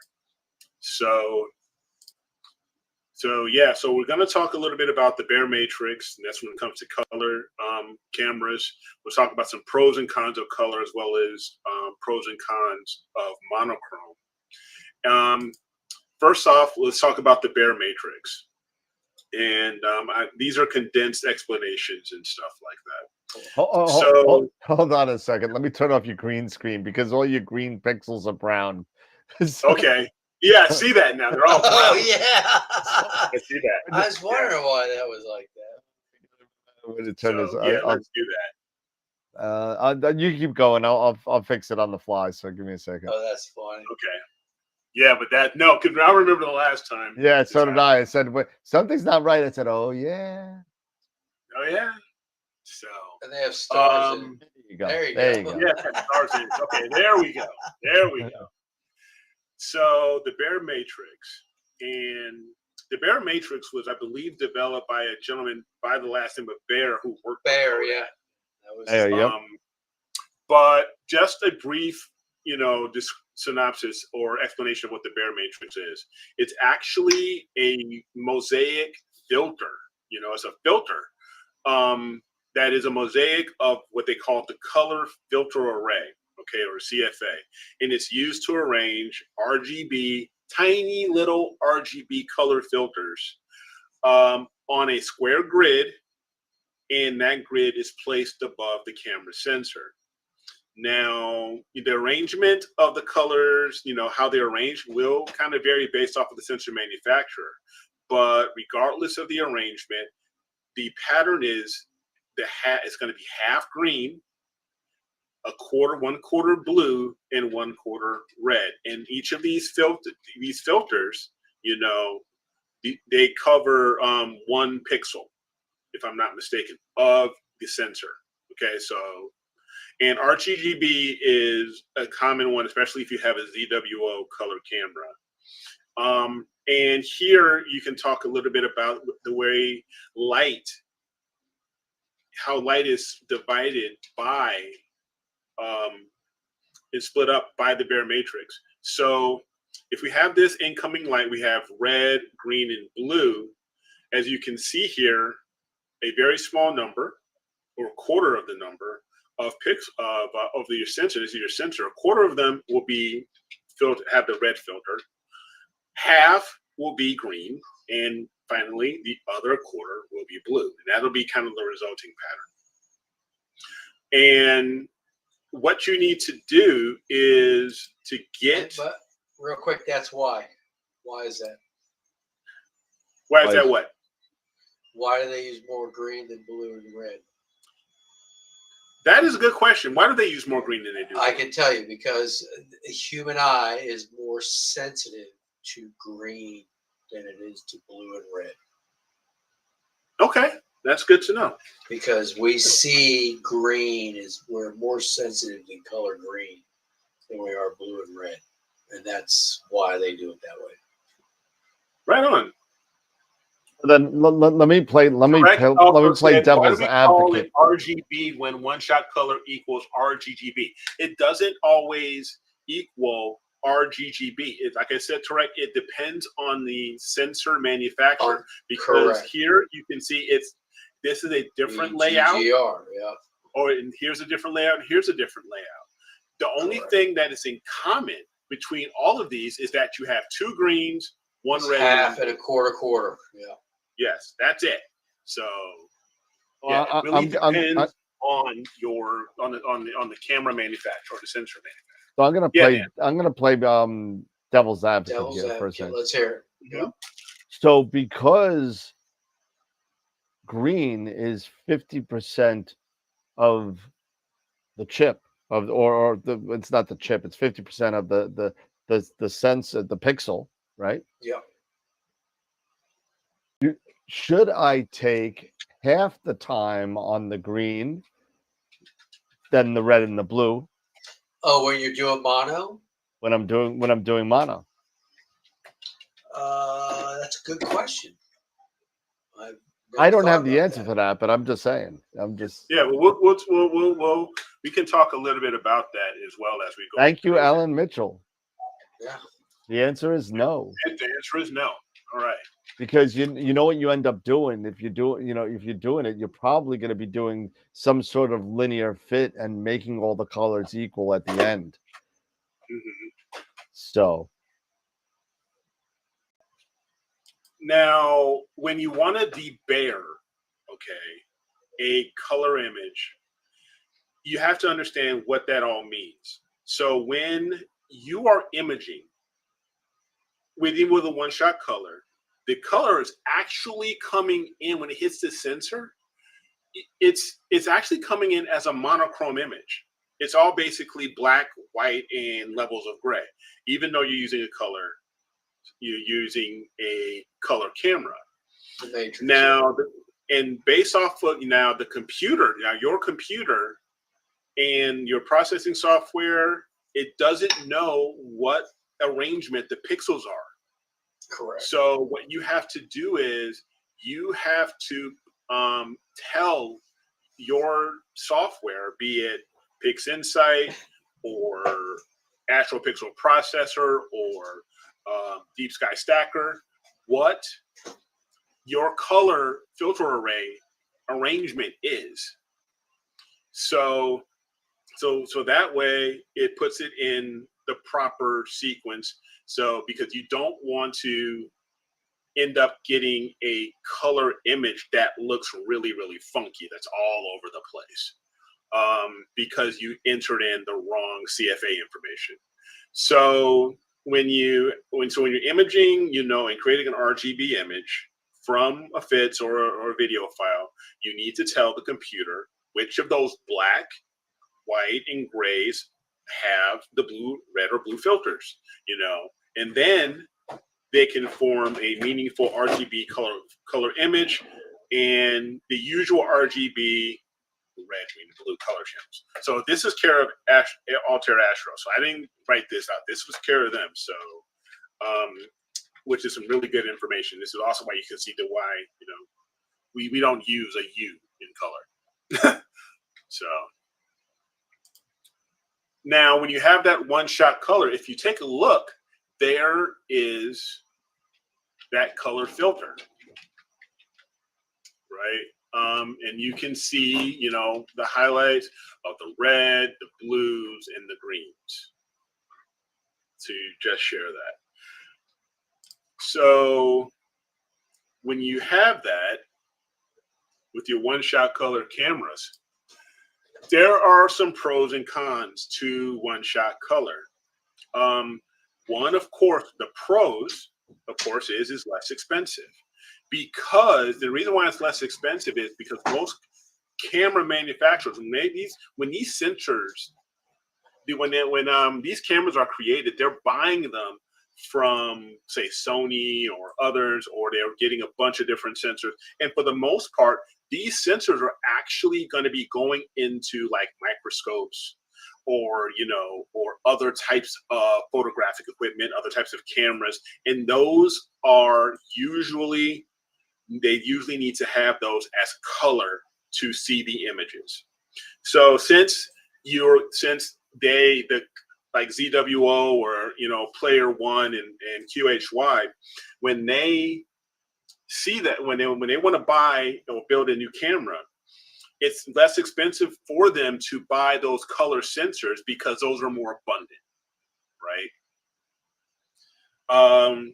Versus a monochrome camera, which they have to remove that filter array, that color filter array, the bare matrix. So they have to make it without it. Yeah. Yes. So they can, or make it without it. Exactly. So the pros are it's less expensive to purchase, and you don't even necessarily have to, you can buy fewer filters. Maybe you just only need a UV IR cut, you know, and then you're good to go, or maybe a moon and sky glow or what have you. Now, the cons of that are you actually may need to image longer than you would with a monochrome camera to get the same amount of color data. Because if you want to get as much red out of a color camera as you would with a monochrome camera, you're going to have to increase your imaging time by 4, right? Because there's only one, because red is only 1/4 of the of that filter matrix, right? So you're going to have to increase that by 4 times, a lot of, something like that. And also, one-shot color cameras cannot handle narrowband targets unless you have a special filter. Like, we all talk about in the new duo or tri or quad narrowband filters that have been designed for one-shot color so that they can be able to pick up those narrowband channels. Another thing is when you're processing a color image, a lot of times, maybe not now, especially with PixInsight, because you can set it to auto, you need to know the bare matrix pattern of your sensor in order to for debayering to work properly, so a proper color image is created. Okay. And this information, you can get it from your manufacturer, but it's also in the FITS header of your light frames. Okay. So now we'll talk a little bit about monochrome cameras. So as I mentioned, with a monochrome camera, you don't have that color filter array on top of the sensor. But what you will need to have are color filters and some sort of a filter wheel. Or you can have a slide, some way for you to swap out the different filters for your reds, your greens, your blues, and so on. So here is an example of a filter wheel. This one is a 1 1/4 8-inch 8 slot, And this is a list of all the different filters that I had to buy at the time. You know, here's an L Pro for luminance. You have your red, green, blue, and then you have your UVIR. And then you have, and if you want to do narrowband, you have to buy 3 additional filters. You have to buy a sulfur, an H alpha, and an oxygen gray. And if you have an Altair camera, it came with a built-in UVIR. What's that? If you had an Altair camera, it comes with a built-in UVIR. Yeah, and there are some. Yeah, that's true. There are some, even some ZWOs that do have a built-in UVIR cut, you know, filter on top, above, you know, above the sensor. But for the most part, yeah, you would have to buy a UVIR cut. Well, a lot of the cameras also are coming with an option now, so you can buy an AR glass window or an IR cut window. So depending on if you want to be more or less sensitive to infrared at the base without having to get that. A lot of people do opt for the AR glass, and then if they want, throw in the filter, the IR cut filter later on, and use that pretty much as your luminance at that point. So but got a question in the chat. You know, about focusing after each filter. So this is a bone of contention with a lot of people. Do I do it? Do I not do it as a parfocal? Is it not parfocal? Do I use filter offsets? Do I not? So we could go around the horn here and talk about it. But I can talk about that. So if you are off-axis guiding, with a separate guide scope, and you know, you don't have to worry about that. But if you're doing on-axis guiding with when you have the on-axis, what's the difference? So if you're using a guide, if you're using a separate guide, if you're using a separate guide scope, you don't have to worry about that. But if you're using off-axis guider where that light is coming into and you're reflecting that to a guide camera, then you're going to have to pay attention to your glass thickness of each filter, because the thickness of those filters, the glass on those filters, can determine your final focal plane for your main camera. Where that pickoff prism going to your guide camera, maybe you're going to have an issue where if you're going to end up with your guider too much out of focus. Yeah, I had that issue because I had 1 millimeter LRGB filters. What 1.2 millimeter narrowband? And 2 millimeter narrowband filters, and the offsets were so great that if depending on how I set it up, I'd have great focus for my guide camera with the narrowband, and then horrible focus for the broadband filters. And ideally you want to keep that glass as close to the same thickness so that for your guiding you don't have to be perfectly in focus, but you'd like to be as close as possible. But when you have a 1 millimeter difference in your glass on your filters, it can make a big difference. It can make a big difference. We've got a couple points here that I want to touch on real quick. The first one is from Joseph. Not sure I understand what off-axis has to do with it when it's in front of the filter. If you're it doesn't, because what happens is, but your main focus is the main camera. But every time you focus the main camera, you're refocusing the guide camera as well. Yes, exactly. So that's why it makes a difference. Right. And then Mr. B, what calibration frames do you need for each filter? I assume darks are not needed for each filter. That is correct. That's correct. You only need darks for the particular camera that you're using. Okay. But you will need flat for each filter that you've used in your imaging project. Wait a minute. I want to go back a little bit to this because Yeah, I'm because I'm a little Joseph says not true. I'm a little So confused because I'm actually a little confused on that as well because when you're moving the image train back and forth with the focuser, you're you're still moving your you're off-axis guider. no, you're not. You're not because the off-axis guider is in that image train. So you're moving it all at the same rate. That's why that distance from prism to guide camera and prism to main camera has got to be the same. So when you change focus, it shouldn't change the focus of your your off-axis Yes, guider. it changes them both. It does slightly change Because them both. no, because you have to remember with every piece of glass that you put in front of something, it's going to change the focal point. And you have the off-axis guider in front of your filters, so you can focus your off-axis guider perfectly, but your main camera, because Right, everything's going but through a piece of you're talking. glass. Let me see if I got it. So you're talking about when you have filters of two different widths, then, right? Doesn't matter. Doesn't matter. Right. Doesn't matter. So even if you have all I've the never same. had problems with this. I don't So know. what I'm saying is off-axis guiders sit in front of the filter. So Correct. if you focus a perfect point for your off-axis guider, you're going through another piece of glass to your main camera. That's going to change the focal point to that main camera. But you're focusing with your main camera. When you run an autofocus run, it runs to your main camera.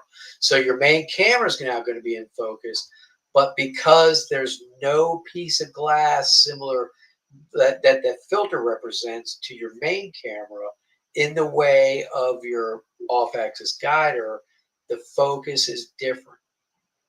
Every piece of glass changes your focal point. But if you focus, wait. So if you focus your main camera, right, Correct. and you put whatever filter in front of it, I don't care.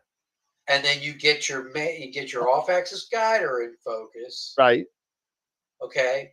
Now, if I switch from a 2 millimeter piece of glass to a 1 millimeter piece of glass, then the focus is going to change for the main camera differently, and it's going to make your off-axis guider out of focus because that piece of glass, that thickness of the glass, is going to affect the angle, your focus angle into your main camera, and it won't affect the one into the off-axis guider.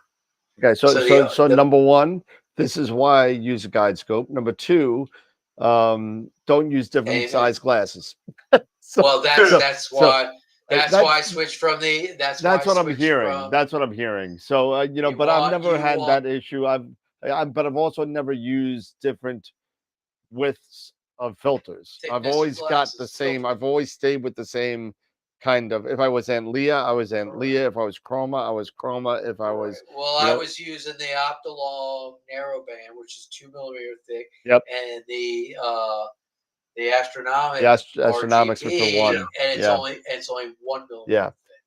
Yeah, And that's it you made using similar to what I made did. a And difference. I mean, well, okay, and I'll be dead honest with you. I know this is something that we talk about a lot, and I'm a solid type of guy that thinks that when you are a slightly out of focus with your guide camera, I tend to get better results. You can't. Yeah, I mean, I PhD2 is great at dealing with out of focus stars. But here's my theory, and I know I've spoken about this before, and I know I'm gonna go back to Eric. I know you're in the middle of a presentation, but I'm gonna go back for a second because we're all talking together.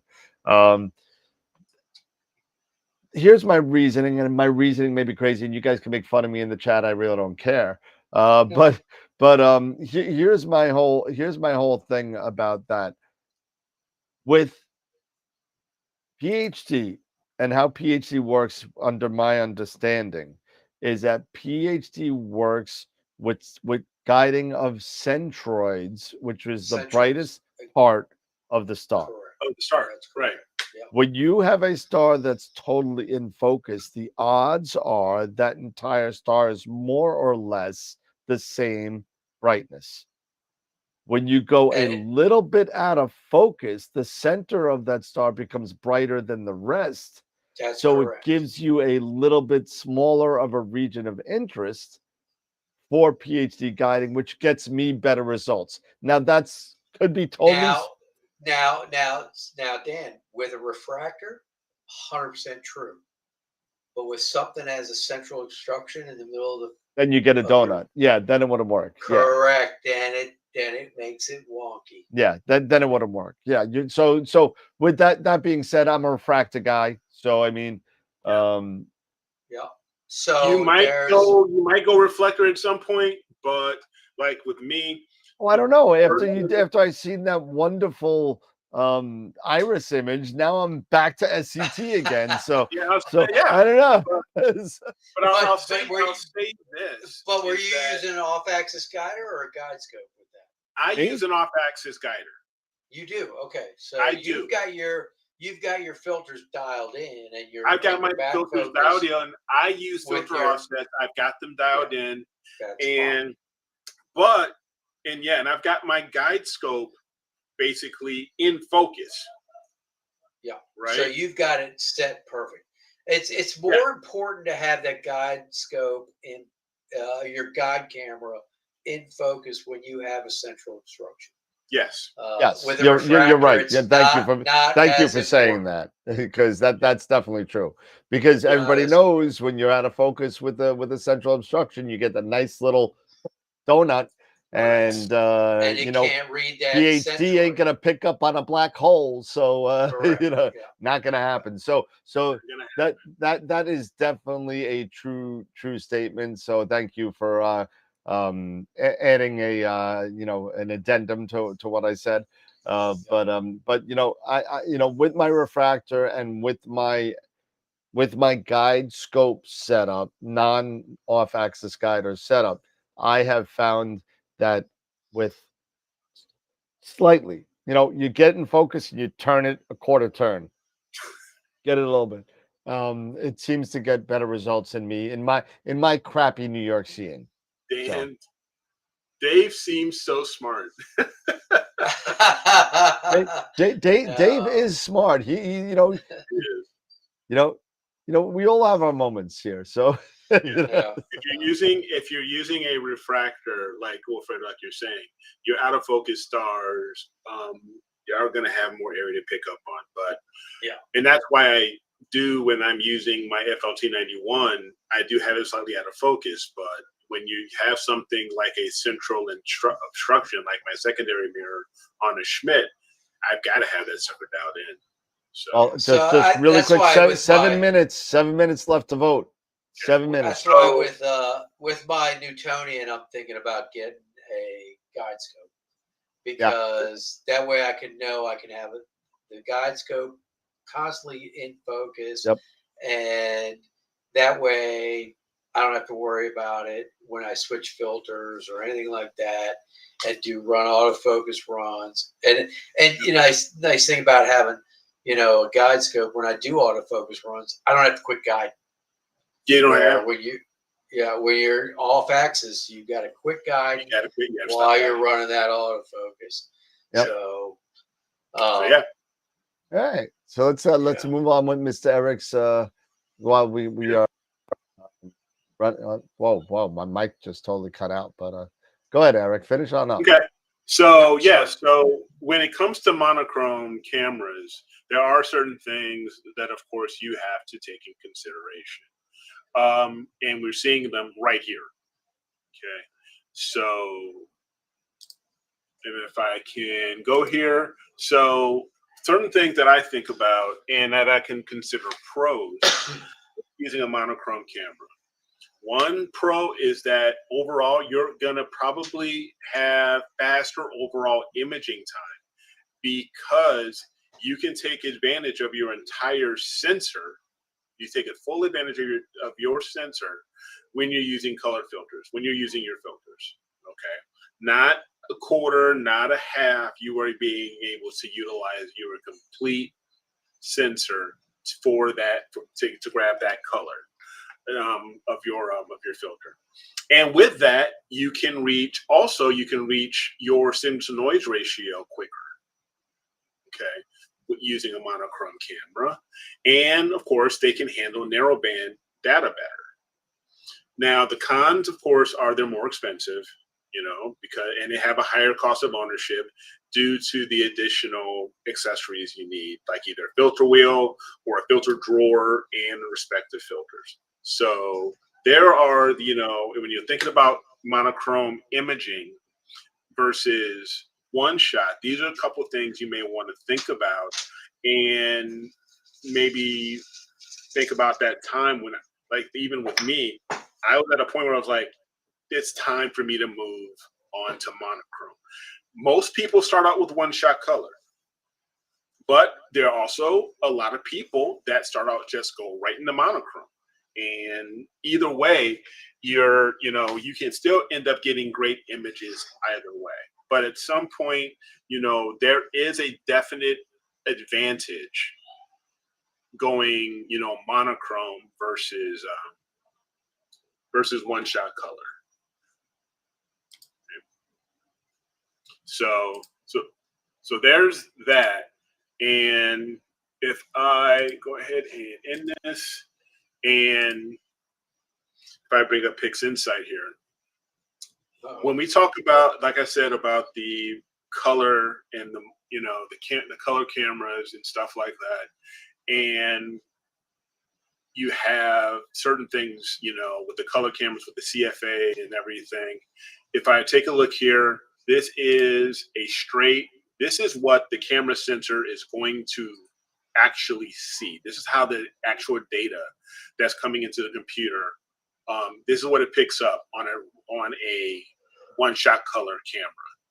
It's like we were talking about. It's gray, it's black, it's whites and stuff like that.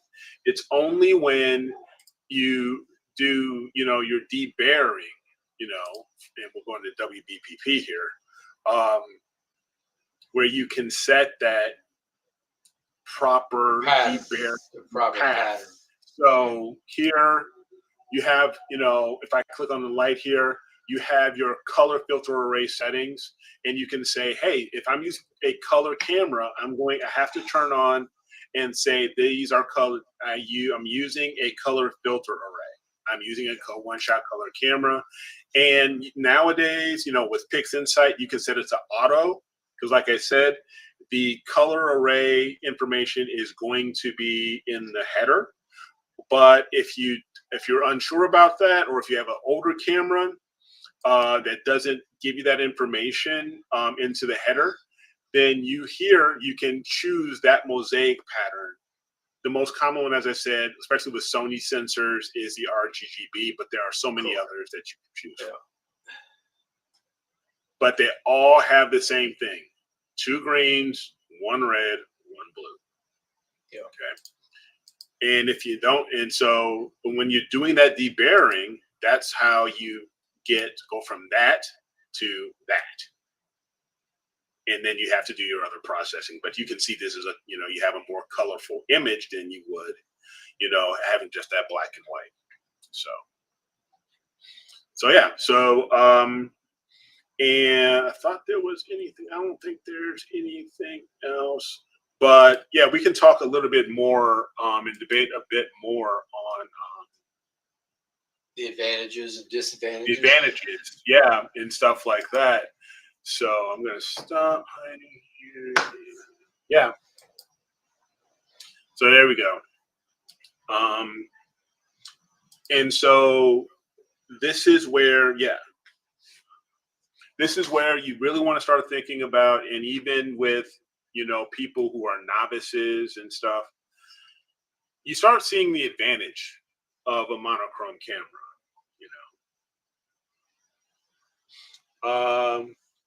Hey, Dan, Eric, I want to use a pic for picture of the week that I took on my Astronomy Eclipse HA scope that are totally. Is that totally legit? Totally legit. If you took the picture, it's yours. Well, it's not your equipment technically. It's not. It's but it's your picture. You process as you took it. It's not remote. It's not like I tell it. You know what? Yeah, Right, because it's not like it's not like I'm I okay with that. telescope I'm okay with or that. anything like that. You know, it's not like real remote imaging where you image this. You know, you got this data from Oh, Chile. Yeah, or no, Australia or that's something something like else. that. If you're So I using think You if you're set using you your set it scope up. stuff, You set it Yeah. up. You made the sequence. You took the picture. You processed it. That's your Yeah. picture. yeah. So in this case, yeah, I would say that's fine. Yeah.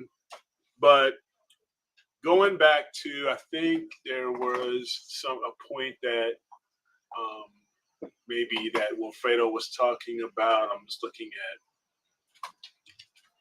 Okay, Wilfredo was asking, saying the reason I asked, I want to go mono with my Rasa. I use a filter drawer, so can I focus one time with the HA filter and then just switch out each filter as I You'll go? have to No refocus. refocus. You have to refocus. You want to refocus. You want to refocus every time, and don't forget before you change your filter out of your filter drawer when you're using a Rasa, you have to take flats. Okay, that is very important. Is that you have to take your flats either prior or just after you were done with that filter for your imaging session. So, like the ideal thing would be like Dan talked about the other night is pick a night. You do one night with one You filter. do one night. Oh yeah, exactly. Take your flats. The next Yep. time you get to image, do the other filter. Take your flats, and then so on and so forth. That way, there's no chance for things to really get moved around where your flats might not calibrate properly or anything like that. I don't see why you can't, use filter offsets with a manual filter wheel. I mean, you're just going to have to go out and change, do your offset calculations, do your focusing routines and stuff like that, and if you're using Nina, do the filter offset calculator for each filter, and then it'll come up with that. And then you just go and switch as you need, based off of your session. The only problem with that I've found, Eric, is, as great as that Nina offset calculator is and everything, it's if it's hot one night and cool the next night, that offset calculator is not that accurate. Yeah, it's not, and you want to refocus it. Yeah, it'll get you close, but it won't get you perfect. Yeah, one thing I am going to have to figure out, and I don't know, Dan, if I need, because I've been using and it hasn't worked for me at all.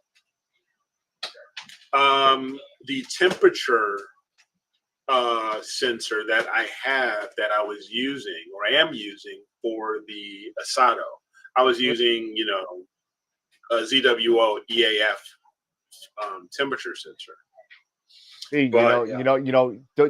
you better hope Tom's not listening right now, because that's the first thing. So you can't use a ZW. Oh my God, what is wrong with you? That's like freaking blasphemy, man. But when it comes to, if you want, do you know, or does anyone else know how to utilize the temperature compensation, or recognizing what your temperature is, or how to set it up? Because I'm not sure how to set it up, how to set up the Asado so it reads, the temperature, the sensor temperature. Now, this could be because I'm not using a Prima Luce, I don't know if it really makes a difference. A sensor's a sensor, unless if the wiring is different in the Asado. I don't know. But for some reason it's not. However, I'll tell you this: I won't be the one asking Tom if I could use an EAF sensor on an Asado. Exactly. So feel free to call him and text him on your own. Just beware of what you might get. I'll make a fake email account and I'll send it to Tom and go find out. You, but oh, you would. You, shut up, so Dan. I mean, I have plenty of Sesto Senso temperature things that work for the Asado. I have plenty of them. Yeah, I so mean, I don't think I think it's literally only 2 wires on a temperature sensor to a. I don't think there's any difference to it than from one to because it's another. only But because it's just basically I mean one plug and maybe there's the 2 wires inside. well, Gee, when you go into Nina, right, and you yeah. plug it in, do you get the temperature readout on the focuser? No, that's what I'm saying. I'm trying to figure out why am I not Then getting the then you're temperature. probably screwed. You're probably gonna have to get a Prima Luce sensor. Maybe it's fine. I'm all good with that. That's okay. And but I'll What? be dead 50 honest with bucks? you. You know what? Um, well, you're not using an Eagle, so I mean, one day I'll get you an That's Eagle. another thing. That's another thing. So because mine gets set from any sensor I want. So if the temperature changes 2 degrees on any temperature sensor that I have, once it's calibrated, it'll do. I don't even focus by temperature anymore because temperature is more or less stable. These times it's just hot. you know, you know. We're not in the massive temperature swings like the desert where it goes from 90 to 20 in a night. Yeah. It's not one of those things. But temperature does affect focus. It does. It does We all affect know focus. this. Well, but that's the thing is that when you run that filter offset calculator, Then you're fine. it could. Well, but if you're going to do that every night. I don't use filter offset calculators. I don't either. But if you do and you rely on that and you run that filter offset calculator in February and then you're trying to image in July and use that, forget No, it. you It's can't. never gonna Just be just like close. your darks, you need to update your Really? filter offsets. Oh yeah, absolutely. Temperature Because swings from I'll say winter to I'm summer. just full disclosure. I know I just did this Iris Nebula and I was using filter offsets. I haven't changed my Nina filter offsets since I've been really getting into Nina, which was probably around the winter fall time of last year. And my filters are all Aunt Leah, so they're basically pretty close to parfocal and stuff like that, same thickness or whatever. Yeah. But I haven't really needed. I think for me, I really haven't seen the need to do an update to my filter offset calculator. That doesn't mean that I shouldn't, but I'm just saying, I haven't. And listen, you know what? I'm just me. I'm super OCD, so I have yet to trust filter offsets. I will sit there and I will focus I'll focus every 5-10 images and that's it. I'll just run a focus routine and I'll let it go. I'll lose those 15 images, 10 images over the course of the night. You know what I mean? I don't know. I just don't trust them, and that's just me. And I know they work. I know people that use them, and I know they work. It's just me. Just like I'm very quirky like that. There are some things I just won't do. Now, Mr. B has another question here. Should I start planning my exit from the ZWO ecosystem? Can a ZWO filter wheel, EAF, and camera, can they still be used? Yes, because you will use ASCOM. Yep. You'll use ASCOM drivers. Yep. Which you're really using right now anyway, even if you're using the ASI Air. So yeah, even though you're using ASI Air, you're using ASCOM. But it really depends on the person. I mean, for me, using my SCT, my Edge 8, I hate's a strong word, but I really did not like the EAF with a Schmidt, especially the Edge, because there's a reason you buy it. There's a reason why they have the mirror locks for the Edge, and stuff like that. Because Schmidt's, when you do the Meridian flip, you can very well end up having mirror flop. And that will really screw things up when it comes to your focus. That's why when I decided on getting the Edge, that was one of the key reasons I decided on the Edge, was because I don't want to deal with that chance of having mirror flop, so I can lock down my mirrors. And I went ahead, and I can't afford. I'll be honest, I can't afford a Moonlight, but the next best thing for me was the Prima Luce Asato low profile, and it is a micro focuser. I mean, the EAF's steps, the amount of steps in an EAF is, I believe, 60,000.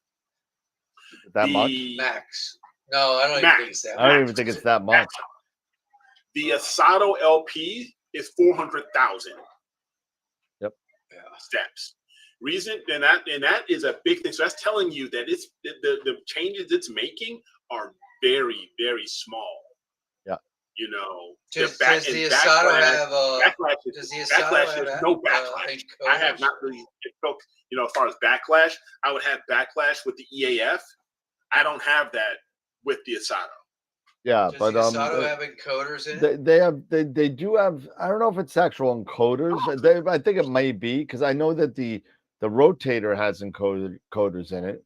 I believe the focuser runs on the same type of encoders. So I mean, it's got to, because I mean, it's so the 400,000 steps in what, 15 millimeters. I mean, got to be pretty darn precise percent for that, Yeah. Well, it just depends on how they move that motor. So how they move it. I know, the Nightcrawler has absolute encoders in it. That's, that was the thing that drew me to the Nightcrawler. Yeah. Well, Ron does a great job with the Nightcrawler. He does really good. That you can't get from ZWO. Like, we're still waiting for the unicorn called the CAA or CCA. Yeah. I gave up. When's it coming? Which is their camera angle adjuster, or quote unquote, it's basically a rotator. So you can be able to take advantage of a lot more different products from more manufacturers than just ZWO, because ZWO doesn't, using the ASI Air, you cannot utilize other products other than ZWO. But if there are certain things that you need, like I needed to get the Asato for my Edge 8, because like I said, the focuser for the EAF on a Schmidt, personally for me, is thumbs down. I had to make that decision, so that's why I did it. If I didn't have the Edge or anything like that, I would probably still be using an ASI Air, but that's just me. Yeah, I mean, there are a lot of the stuff that we could talk about regarding, we don't like to bash. I don't want to bash it, because I still have stuff. No, me too. And I love bashing. Yeah, but you know what? Listen, the ZWO makes good stuff, and it fits a certain niche. They do. So they do. I just don't like the path they're going down. I don't personally. I'm with you. I got you. I understand. And that's why I kind of, in the business that I'm in now, I need to be able to touch and feel and, try different things. And, just because you have all ZWO doesn't mean that it's the best. I mean, ZWO may make a great 2600 with the IMX, 571. And then, but to Eric, to your point, the focuser doesn't leak oil all over the fence. I think they got rid of that. But I mean, the focuser, the EAF, although it's good, but when you sit there, like your point on the longer focal length scopes, where you do have that tight CFZ, that critical focus zone, where you're sitting there, and that focus zone kind of gets shorter and shorter. It's equally proportional to your focal length, right? So you need a more and more precise focuser to get to the same thing that you would with a refractor and an EAF, let's say. That's so. correct. So So those are the things you kind of want to look into. Now, if you are an ASI user and you're just starting out and you want to get all into it and everything, maybe that's the way to go. But remember the buy once, cry once, like we were talking about. Sometimes being all stuck into one ecosystem is not very good. Yeah. So real quick, Mr. B, just sharing my screen here. Here is my Edge 8 in my observatory. And I don't know if you can see this very well, but there is the reducer there. Yep. Sitting in front of the Asato. Yep. Followed by my filter wheel, the OAG. This is the ZWO, not ZWO, but the Celestron OAG, the larger one. And you have my filter wheel and my 533 mono. So yes, it does work with it. So it works very well with the reducer.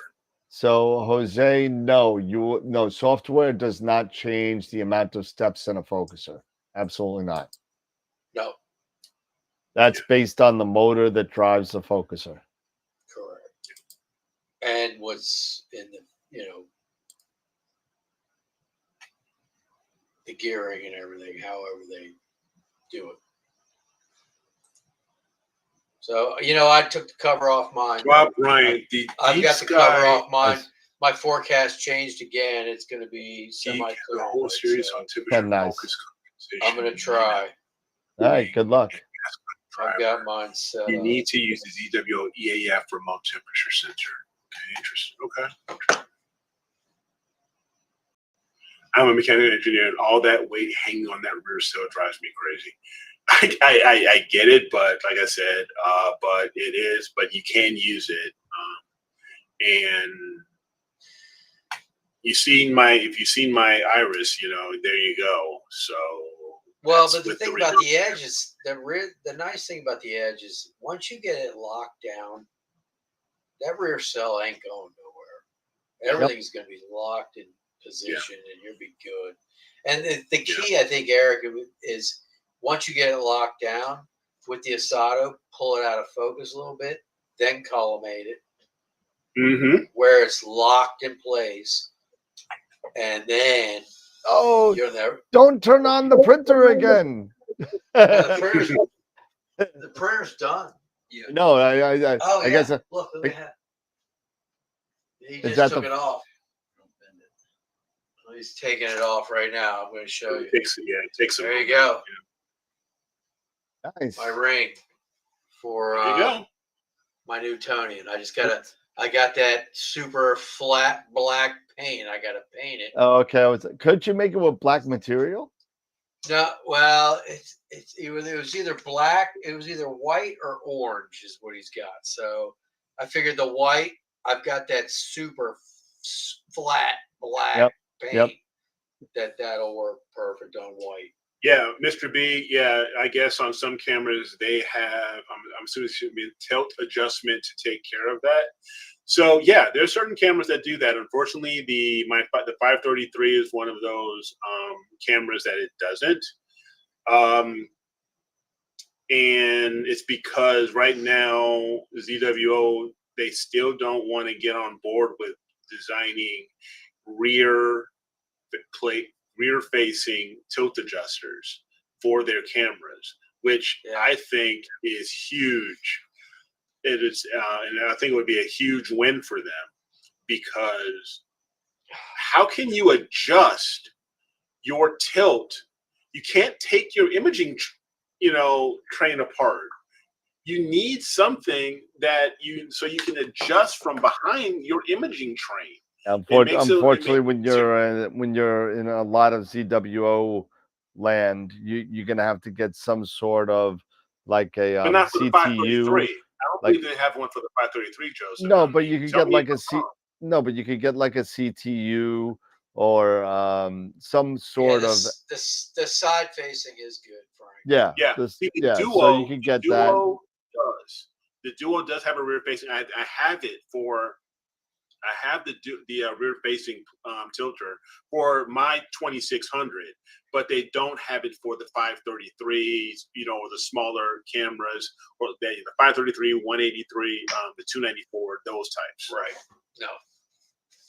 I bought one. And I have a Gordon Newman too, but it adds too much right now. It adds a bit too much thickness. Unless I have to figure out a way, because you know, the one thing about the Edge 8 is that if you're using the reducer, you have to stay in that 105 millimeter, you know, back focus. You know, you can't. You can't really go off of that. Maybe you can go 106 millimeter, but I wouldn't. But that's the whole thing. You got to end up the adding ZWO. on.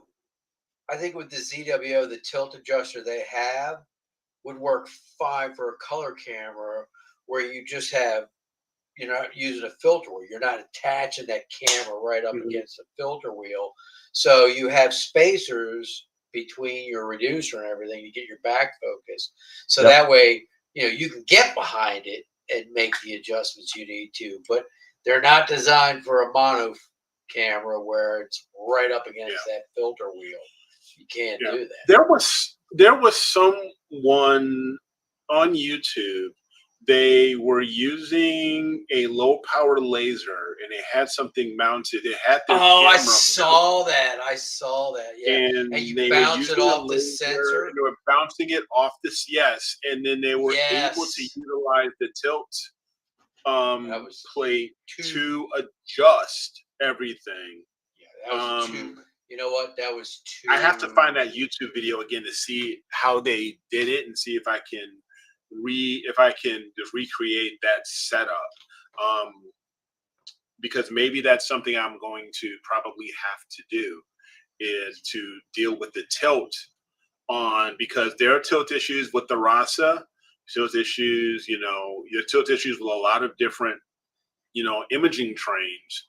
So it's not always, because it's not always perfect, but what are you gonna do? That was that video, but that's a lot of, that was over my head. Let's just put it that way. Yeah, exactly. Exactly. And I'm like going, yeah, that sounds it looks all beautiful, but ain't no way I can. Yes, low power. BlurX works wonders. It does, and you know what? BlurX is much better. BlurX that has been my saving grace. Yeah. You know, for all of my photos for the past 6 to 9 months. You know, when I purchased that has been the saving grace for me. But and you can tell even when you're doing the correct only. After that correct only is done, you can absolutely tell. Unbelievable. And it's unbelievable.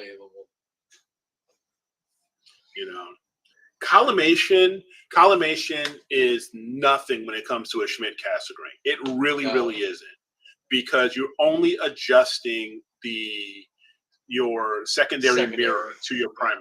And it's basically just tweaking here and there, very little adjustments, unlike maybe with a Newtonian or definitely an RC, you know, where you're dealing with, you deal with the primary too a little bit. You have to deal with the primary too as well. But a Newtonian's even easy, you know, especially compared to a Ricci. Yeah. So Ricci's are a pain in the ass. But Newtonians, since I got my Newtonian, you know, once you get the primary set, it's just tweaking the secondary set. Once you get that set, it's just tweaking a little bit. It's not that bad. Now, does your primary have the center dot where you can then line up? It's got the little so you can make it the little ring there to make it a little bit easier to center to get the secondary in there. That's good. That makes it so easy. Yeah. If you have an RC8, especially the ones, the closed cell RCs, that's what I have. Those are a PETA. Oh, yeah. I've seen somebody collimate that. I saw a YouTube video of somebody collimating that. That's why I said. Oh, the guy we had on. Who was the guy we had on? I believe so. Yeah, he was on. He's because he, gosh, He I did can't a remember video his on name. it. It's He a did great a video video, on it, but yeah. But you still, look at it's what not he as had to easy as go he makes through. it out to be. No, but you see what he Alan? had to go through to do Alan, that? yeah. He's in the Yeah. chat. Oh, is he? Oh, Yeah. yeah, he's funny. Hey, listen, I He- gotta tell you, like I learned a lot of stuff from Alan. Alan and I have a pretty cool working relationship, but the first thing I learned from him was the rig runner thing that he had going on. It was like a 7-part series that he had, or 6-part That's kind of series. Yeah. You know, that was a pretty big, and then when I started messing around with RCs, hey, listen, you know, I had the same exact RC I had said, and you know what, it worked. What he did, it worked. I got it. Now, you know, you got to remember, he was showing you um through layers of practice that he had. So you got to understand that, you know, to your point, you know, collimating an RC is probably one of the harder ones to get down. But just with anything else, as long as you practice and continue and get yourself into a routine, you'll get into it before sooner rather than later, and then it'll be fine. But it just takes, because there is one more thing you got to worry about, which is a focuser cell. Yeah. And that's Correct. the thing that you have to start worrying about again, and make sure everything's lined up the right way. So it does add a layer of difficulty to it. So Yeah, it definitely does. And for me, like, because I want to use my Nightcrawler on my RC, it makes it even harder because I'm not using the stock focuser. I'm using the Nightcrawler on it. So how do you adjust that in those three angles? Yep. And so that's one of the things I'd like to get together with him and see how he would attack that, because that makes it a little I different. wonder if he's still online. I don't know. Okay. Well, we are getting close towards the end of the show, so we are Yep. going to announce image of the week and image of the month here. Yeah. And I want to say thank you to our viewer membership, our chat, for getting the word out to others and everybody, because we have gotten some great numbers here for image of the week for this week. I'm going to share this here. Go here and entire screen and share. Okay. So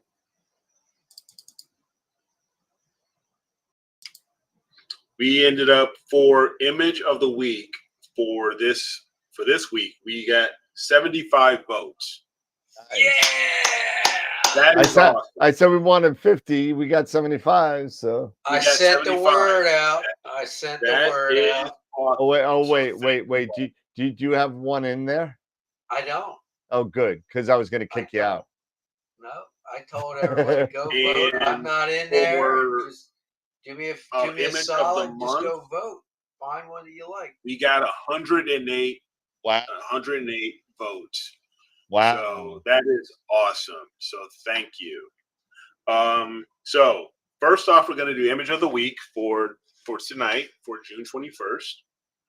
And we have some really good images here. Oh yeah, there were some really good ones. So no, they were really cool.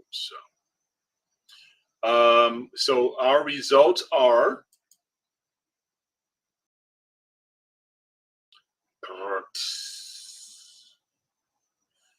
Nathan with the Nathan squid. Bernard. There you go. The Squid and Flying Bat Nebulae. Congratulations, 33 votes.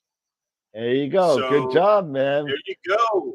There you go. And Nathan is this is his first, I believe. I don't recall seeing Nathan winning a picture image of the week. I think he won an image of the week one, maybe. Yeah. But definitely, you know, when he put this on the Discord, I was like, yeah, you know, and Nathan, you may just, between it could be me. I don't know. You might want to stretch that 03 line just a little bit more. I think you got some more data in there that could pop out. I agree. So here's the image. Like you see Aaron the Wayne, center of the round part right there, and like That top, where the yeah, that top. I think you get a little bit more and even out of even that. towards the bottom, towards Yep, the tail. yep, yeah, It's at the end. Yep. the red's coming I through would too But say much. let me tell you, what a great Nathan, job, I'm man. telling This you has been right such a now, great job. yes, this is a great job because I would tell you, OU4, it's not an easy target. It's not an Oh, easy it's object brutal. to pull out. I mean, Brutal. it is extremely faint. It's So brutal. for you to pull this out, you know, is kudos, big time kudos. So congrats. Yeah, very well done. So okay, But they let's were go all back. great. I mean, Yeah. all those Yeah. images this week were good. Absolutely. So, but congratulations here to Nathan. So I'll be getting that on the website here later today. Now we're going to look and see out of the, you know, who voted, you know, we got 108 votes here. Who is the winner for May 2024? I got a feeling. I got a feeling. Yeah. The Yeah. Cat's Eye Nebula. Hold on. Scott, Go down. All right. Just want to make sure it wasn't a tie. 57 votes. The Needle that Galaxy was by Ernie got 43. I mean, these were some great images. Amazing. All of these That- guys, Yep. well deserved kudos, making image of the week and then competing. This was a good one. It was a good competition on this week for May. But congratulations to Scott there for your. And that Cat's was Eye. the thing. That It was Cat's like Eye there were great. so many good ones because the Cat's Eye and the Needle, and then you had the Spaghetti, which was an awesome. Yes, But that yes. Cat's Eye is just such a cool image. And if I minimize, let me see if I. You got to go down. I think, yeah. That Cat's Eye was just such a cool image. Because yeah, Yeah, we are. that's it. Yeah. I mean, that's just great. That's just the great. way he's got it framed and Mhm. the galaxy. I mean, Yeah, what the composition of it. Yes. amazing image, and the detail. I mean, he put in 40 hours. On the core of that thing is unbelievable. I mean, when you put in 40 hours of work, of integration time on this, man, you put some work in on this. So congratulations to you. It looks amazing. Yeah, absolutely. All right. So I'll go ahead. Oops. Sorry. All right.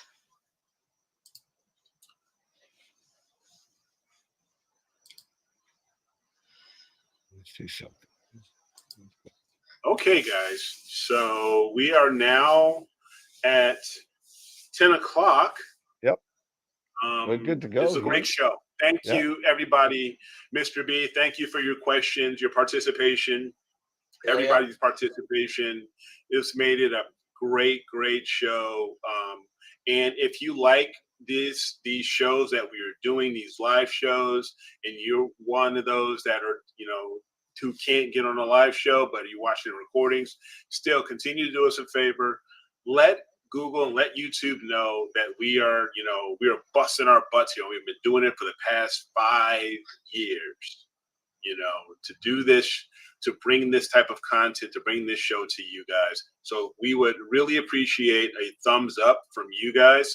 All it takes from you guys is just a click of your mouse to just give us a thumbs up and leave comments. If you have comments or thoughts or anything like that or feedback, I mean, constructive feedback is always welcome, at least for me personally. Leave it in the comment section, and we will really do that. And don't forget our Discord channel that we have. So check us out, catch up with us, ask questions on Discord and stuff, and stuff like that. And if Dan and I can't answer them, Dave's on there. Every once in a while, we have Tom on there. We have others. We have a great group of people, great community, crew. a great community of people, of astro imagers, that can answer the question for you. So it's literally an astronomy club that all over the world, because we have people from all over the world. Exactly. You This know, is guys in truly a Great Britain. global Guys, club. we got Tarek in you know UAE. Mhm. You know, Exactly. we have people all over Exactly. the world. So, you know, if you have a question, So, everybody's there. so to yeah. help So, answer. okay. Great show, Dan. Final thoughts. I'm playing with something really quick here. It's like What do you got? layers. I'm trying to do this while Congrats, there, I'm trying to do Nathan. something like we're doing with the final thoughts, and let me see if I could do this. And again, this is Oh, on that the is fly, Nathan's first so image of the week. I may thought not so. work. So, congratulations. Well done, So- Nathan. Good job. So Good job. nice job. But yeah, yeah, no, pretty much that's like you. I'm gonna echo what you said. Thank you to all of our members that are out there that support us on Patreon and YouTube and watch us every week. If you want to support us on YouTube or our Patreon, go check us out on AstroWorld TV on Patreon, and you can buy us a cup of coffee and help us fund our Neve project, which we've been doing for the past 2 years. 2 years. Yeah. And that's pretty much what we're doing there. And all these people are contributors to our Patreon and our YouTube channel. So thank you so much for everybody in the support, and thank you everybody that comes here week after week and watches all of us be silly. You know, Make sure to check out Astro with Eric. His Astro website. with Eric as thank well. you. Yeah, Appreciate it. absolutely. Yeah, You make know, sure to check that out. Eric's blog is doing pretty good, so definitely check that out. Yeah, so that's pretty much it. Just thank you everybody for hanging out and listening to us. And I'm going to do that as we do our final thoughts from now on, and let that roll before the end of the show. So we'll do that way. Okay. I think that worked out. So Yeah, I'll just make the absolutely. pictures the right size.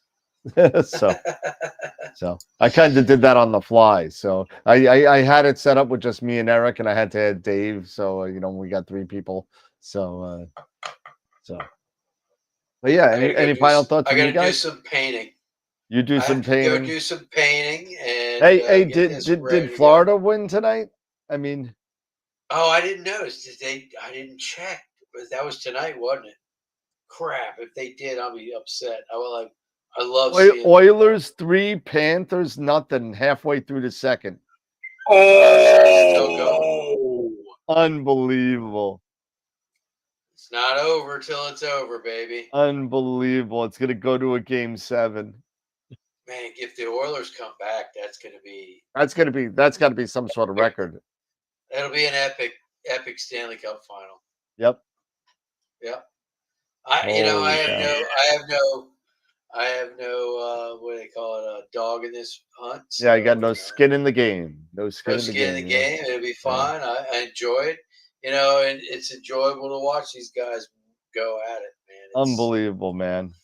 Yeah. Right now, my thing is, well, it was the College World Series, and my team's out, go Vols, please, go Vols. Yeah, no, they took my freaking Knowles out the other day, so Yeah. it's all good. So, come They on, can't Rocky win it Top. every year. No, you can't. Nice. All right. Any other final thoughts out there, my friends? No. No. Other than don't have any. keep imaging, keep educating, clear skies. I got clear skies right now. Let's hope they stay that way all night because I'm getting ready to hit play. There you go. Very, We'll very see what good. I All get. right. And like Star Walking, go mono. Yeah, that's a good. Go mono. Yeah. There you go. Yeah, go mono. Yeah. Yeah. You Awesome. won't regret it. All See right, you, everybody. Tom. Well, you know, Eric, great job with that presentation. Dave, thank you for ending the show for us. So that being said, I'm not going to say it again. So everybody have a great night. We'll see everybody on Wednesday night for another rendition of our AstroWorld TV. And come join us if you're watching us on the replays. Come join us on the live show. If you have any ideas on Astropalooza, on any guests that you might want to see, hit me up on Dan at AstroWorld Telescopes.com, and we could, actually, no, that's not right. awtelescopes@gmail.com. So wow. I got too many emails these days, but thank you everybody for hanging in there. Appreciate it. Thanks for all the input in the chat, and everybody have a great weekend. Stay safe and get some stuff done. Have a good night, See you everybody. guys. Have a great weekend. Take care, everybody. Have a great weekend. And my outro, my buttons aren't working. Your buttons are busted. My buttons are not. I don't even know where my outro is anymore. That's what she said. Yeah, outro. Where's my outro? There we go. Now that you've totally embarrassed me, I'll just press the play button.